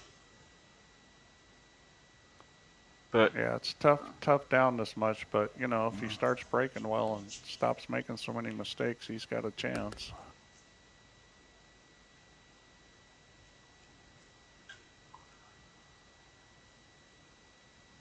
Was that your original prediction, semi-pro? 1914 to Stubb? Well, it might have been to Spectredawn. Yeah. I don't think semi-pro's ever going to favor Stubb. Maybe if he's playing somebody that is about a 1300 rating, he might. Well, Spectredawn ain't getting it in the break. The only thing he has got is it's safe. Yeah, now this is an interesting situation here. One shot is kick this one ball towards the 8. Try to lay it up on the 8. Cue ball is going to come over towards the other side rail. Could possibly scratch. You got to watch that. If you're not going to shoot that shot, you might as well push out to something different here. Yeah, you've got to hit it. Just a glancing blow. Yeah, just, you got to get on that side of the ball. I mean, it doesn't have to be, honestly, super accurate. If you hit it way thin, it would be bad. But now, where's he going here? Little stick would probably be okay still. I mean, even if you went on the other side of the 8 ball, it wouldn't be the end of the world if you hit the speed right. Well, he's pushing. He's just looking for where he's going to go. Let's see where he pushes to. Well, I know where I'd be pushing to here, and he's probably not thinking the same thing I would. I certainly wouldn't be pushing anywhere up the table. That's asking for trouble. Yeah. Well, he's going to be put back in here. I don't really like that push because I would have rather pushed it much further over. I mean, I don't know if he's pushing out to shoot that one ball or what, because it's not going to be easy to play a safe from here. You know Stubbs going to have a blast at this. You know he's going to try and cut this. You do realise that, Steve, don't you? Watch this. Well, I don't think he has a whole lot of choices. There's not a good safety play from here. I mean, I wouldn't have pushed out to this spot. I mean, if you can cut the ball like God, I mean, when Keith McCready was young, he would push out to this sort of shot, and he'd make it. I mean, he cut balls. It was unbelievable how good he cut balls, but most players aren't going to want to shoot this. Oh no, he's. Well, it's not bad. That's not a bad play. I mean, he hit it good. I don't like those kind of safety shots because they're easy to sell out, but he did hit it good. He's going to get locked up here, though. He's going to get by the ball. Needs to miss it. He did. Yep. Yeah. Well, Stubb got a little lucky. He's got to look at this ball because he could have really been locked up there.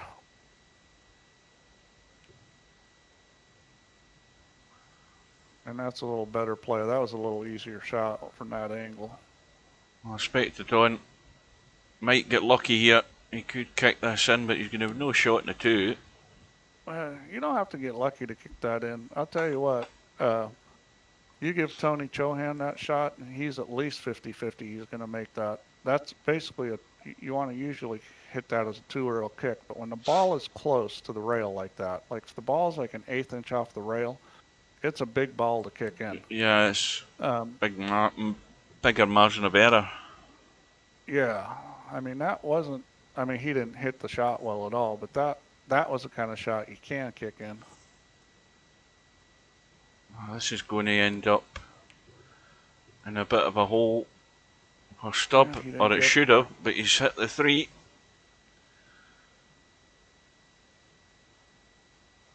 Well, this shot's a little tricky. If the one ball was a little bit more towards the end rail, it'd be a lot easier. I mean,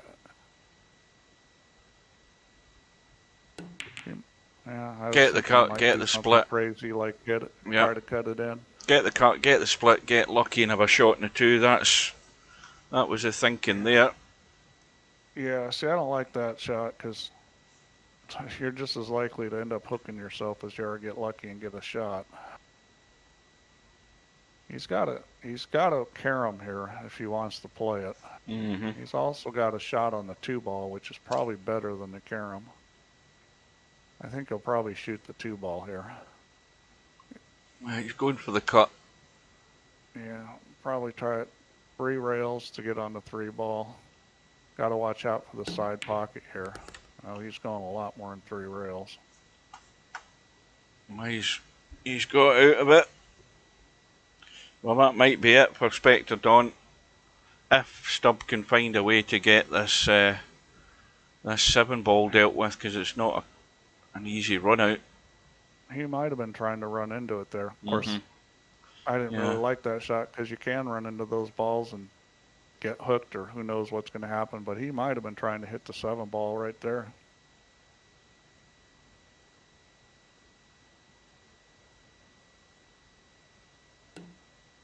I just don't think there's any reason to do that. You know, where the 6 is and where the 7 is, you can get just a lock-up safety on that 9 ball if you want to. If you don't think you can get a shot on the 7 ball, or you don't get where you want, I mean, as long as you're close to it, there's a bunch of places you can go where you can just lock that cue ball up on the 9 ball.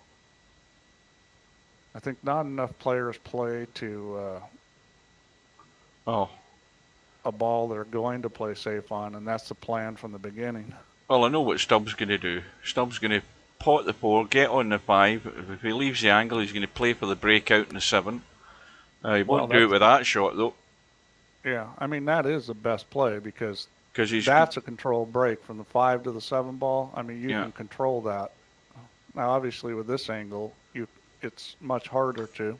Yeah, I think he's still going to force this to the side rail and kick into the 7 with spin, and still have a shot in the 6. That's what he's going to do. Yeah, and that's not a terrible thing unless you miss the 7. Then you're going to end up hooking yourself. Oh dear. All right. That's not good. I mean, when Well, you get in that situation, you were better off just playing over to the long rail, shooting a 6, and then, rolling up on the 9. see, I'm thinking, did he genuinely just try to get on the 6 so that he could then draw off the 6 and break out the 7 that way? But maybe not. I think he was trying to bump it. Yeah. But, now he's a little funny here. He can still do this, but I think he probably wants to go off of the rail. And he shot it that way. I don't like that shot. When he get the angle he had, I think it was easier off the rail. Well, Spectredawn needs the luck here, and he might have got it. He'll take that. All you want is a chance to survive. He survived that one.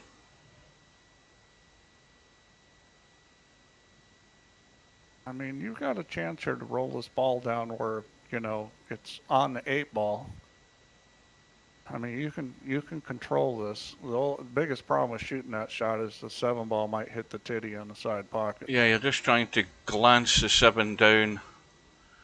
You don't want to set up a combo in the 8 though. Well, chance of it rolling up on that aren't real high. Well, their Who knows Stubbs, what that was? their Stubbs tried a spectacular.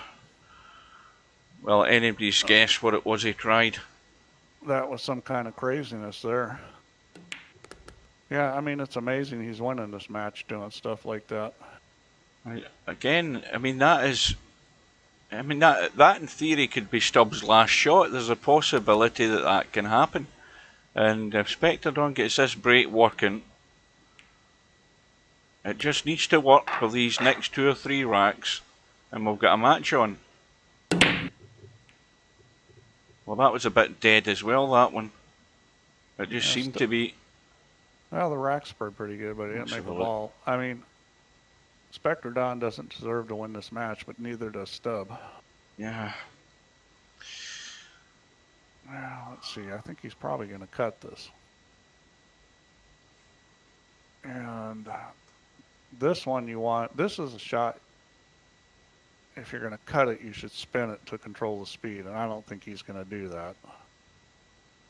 You can hit this with a lot of right English, maybe even a touch of draw, and try to control the speed on it. Well, he's trying to nuts it in. That. He didn't hit it with as much English as maybe he should have, but that wasn't a bad shot.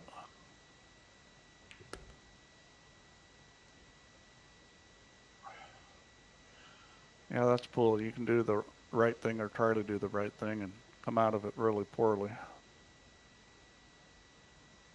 Well, this is, yeah, he's a bit straight, so he's going to have to roll through far enough. Should be okay. Yeah, this isn't bad. I mean, I'd probably go to the other long rail on this shot. He's not gonna. That's fine. I'm used to playing on rails that probably are a little bouncier than this table.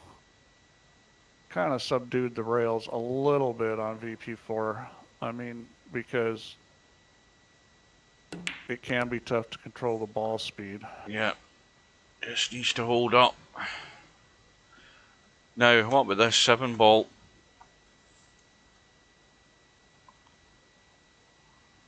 Now, can he just get to that 7? Well, there's a lot of places that you can get to the 7. And then you're going to hit the 9 and, it's pretty easy to come 2 rails out and shoot the 8 in the side or corner. I'm going to need more convincing in this 7, by the way. Well, you hit this shot with top and right because it's going to come off the right side of the 9, and so it's going to be going at an angle towards that end rail. So what you want to do is promote that by hitting it with inside and spin around that 2 rails. Well, he's played it well. Well, he didn't put the English on it, and if he would have put more English on it, he would have rolled up where he could shoot that in the side, but he got lucky. He's plumbing the 8. Rolled up dead on that. I mean, again, my eyes convinced me I couldn't see enough of that 7. And there's plenty of it. The issue is just how to play the cue ball off the 9. Well, The ball's gone in the break. Has he got a shot? That 6 ball's just going to do him. Well, obviously, RD Techie's never played on a diamond table. But, you know, table pockets are cut differently. These ones are fairly deep. These are more like a diamond.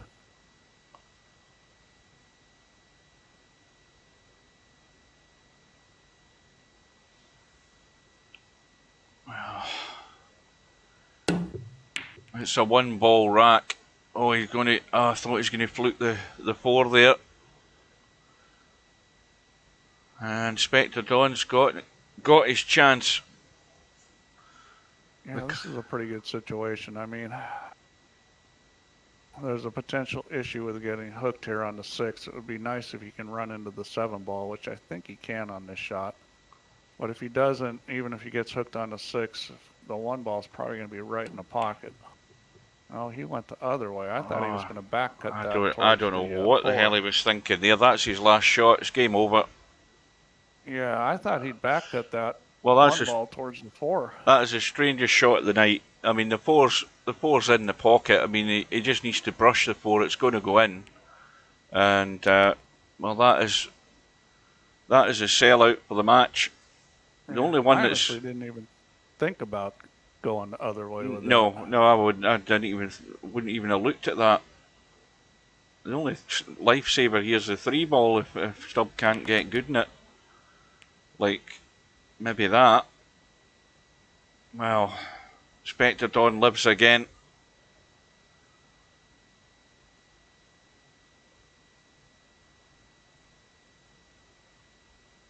Now is he going to be smart or dumb? I mean, well, I know what I would do. I mean, I would sacrifice probably the bank doing it, but I would just brush it towards the 7 and a bit of right English, try and nip over to the 6. Yep, that's a good play, trying to get behind the 6. The worst thing you can do here is shoot the cross corner. Well, he didn't even try it to get over to the 6, which, you know, that was... He was scared of the bank. He was scared of leaving the bank. That was safer than he probably needed to play. But, you know, I mean, at this stage of the game, it's maybe not a terrible play. I mean, Spectredawn didn't do anything wonderful there. And that's not wonderful either. I mean, you're just asking for trouble. See, he had a good opportunity there to put the 3 ball in the end rail and put the cue ball behind the 5-9 on the other end rail, and he just passed it up. Oh, this he's going to have to get this good.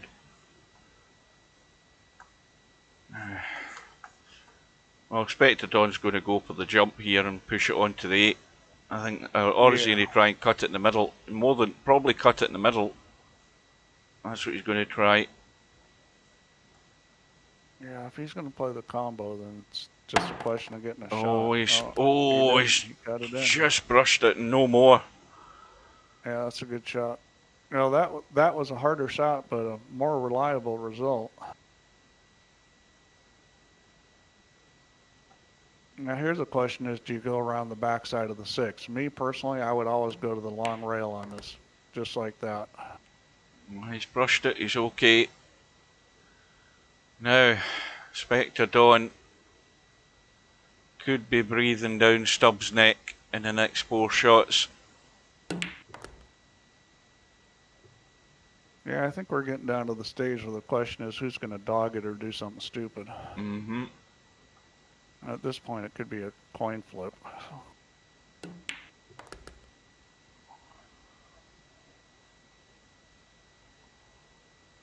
Are these tables in VP4 modeled after a diamond? Not really. I mean, parts of them all. I would say the rails play more like a gold crown, and the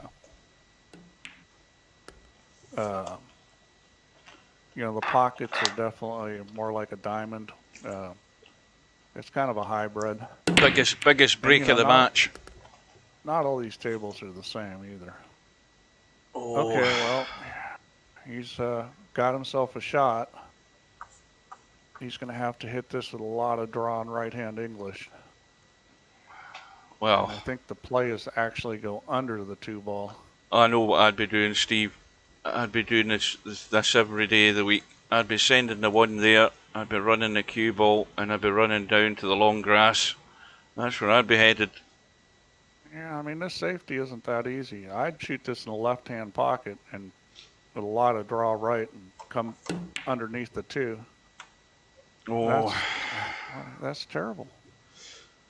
I mean, wow. he missed that ball by half a diamond. I mean, it wasn't even close. I don't know why he felt he had to take that on. I still think the safety would have been the better option.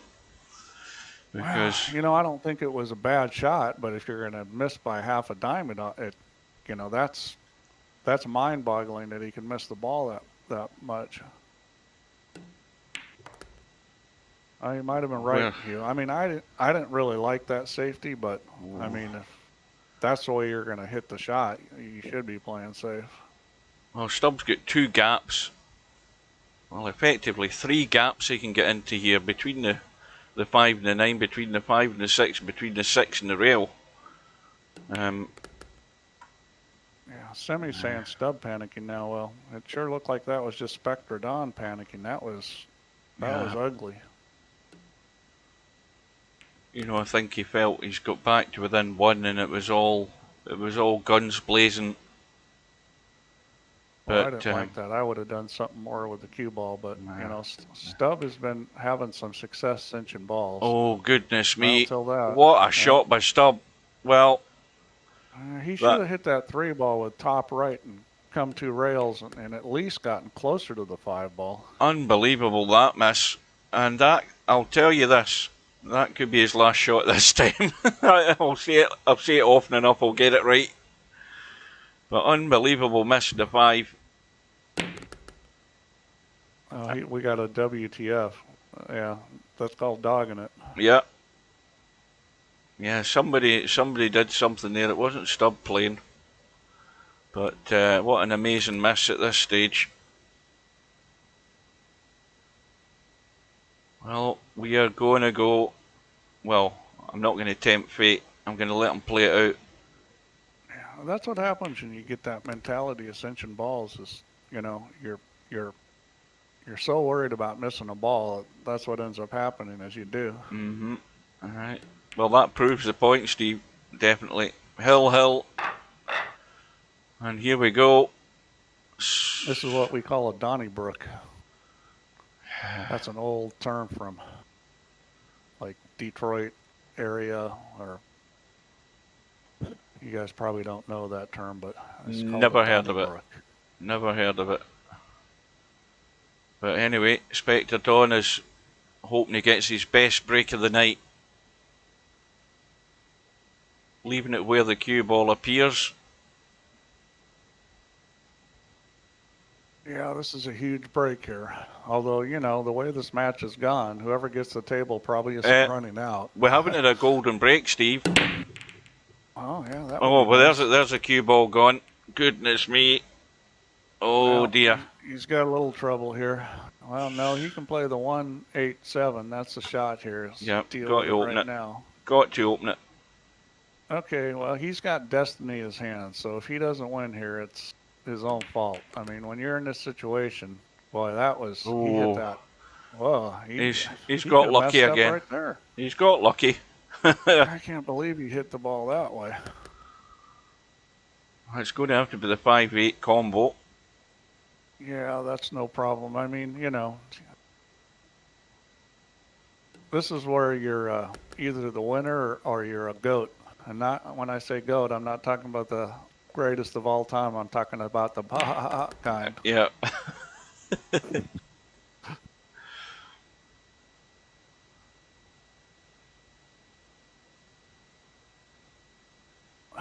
Now, this is a pretty simple shot, and the reason why is because the 8-ball is, the 8-ball's not, it's close enough that it's not going to be a problem. If he was a diamond out with that 8-ball as close as it is to the rail, that could be tough, but where he is now should be pretty easy.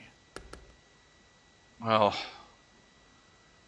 he's going to have to spin it and run this, is he? To draw this. He's going to go for the drop. Well, this is just a matter of getting the right line on the cue ball. You don't want to be on the 9, and you don't want to be in a corner pocket. Oh, that's not good. That is, well, he's going to pot that, no problem. He's going to have a blast He at should have it. been playing to the other side of the 9. Yeah, he should make this. Well, I think it's turned out exciting for all the wrong reasons.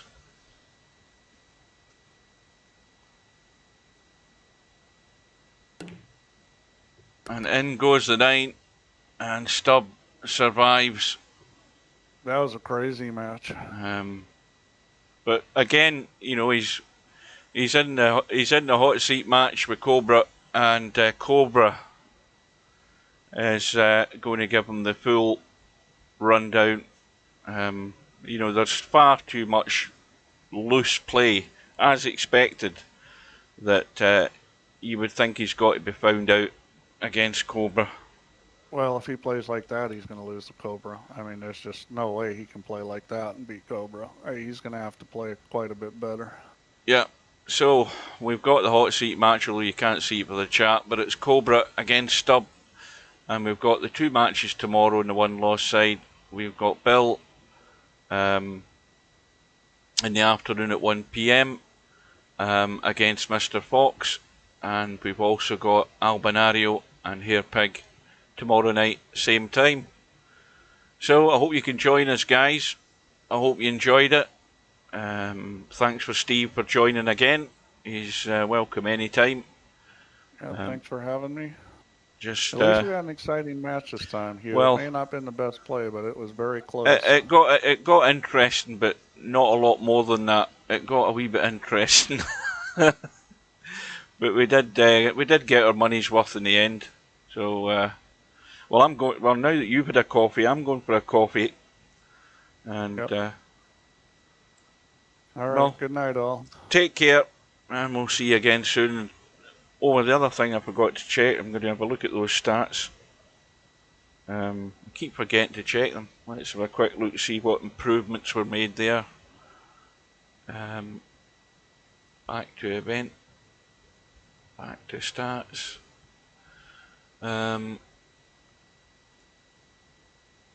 Racks run, let's see what's happened here. Well, we've still got Albinario in front. We've got Stubb up to 30, we've got Cobra in second and 33. And then it's Mal, Hairpig, Spectredawn, Cirrus of course, and a few others, but the main contenders are up top. And there's probably, what, 4 players now with the serious chance of winning that bonus 1,000 $. So that will be it, guys. I hope you can join. I mean, if you can't see these matches, you'll always see them on YouTube on the. I've got the playlist. I add them to the playlist after each match. So if you can't see Bill's match tomorrow, you'll see it at some point if you want to watch it. And then we've got Albinario tomorrow night against Hairpig. I hope you can be there for that. So until then, stay safe, take care, and I'll bid you good night.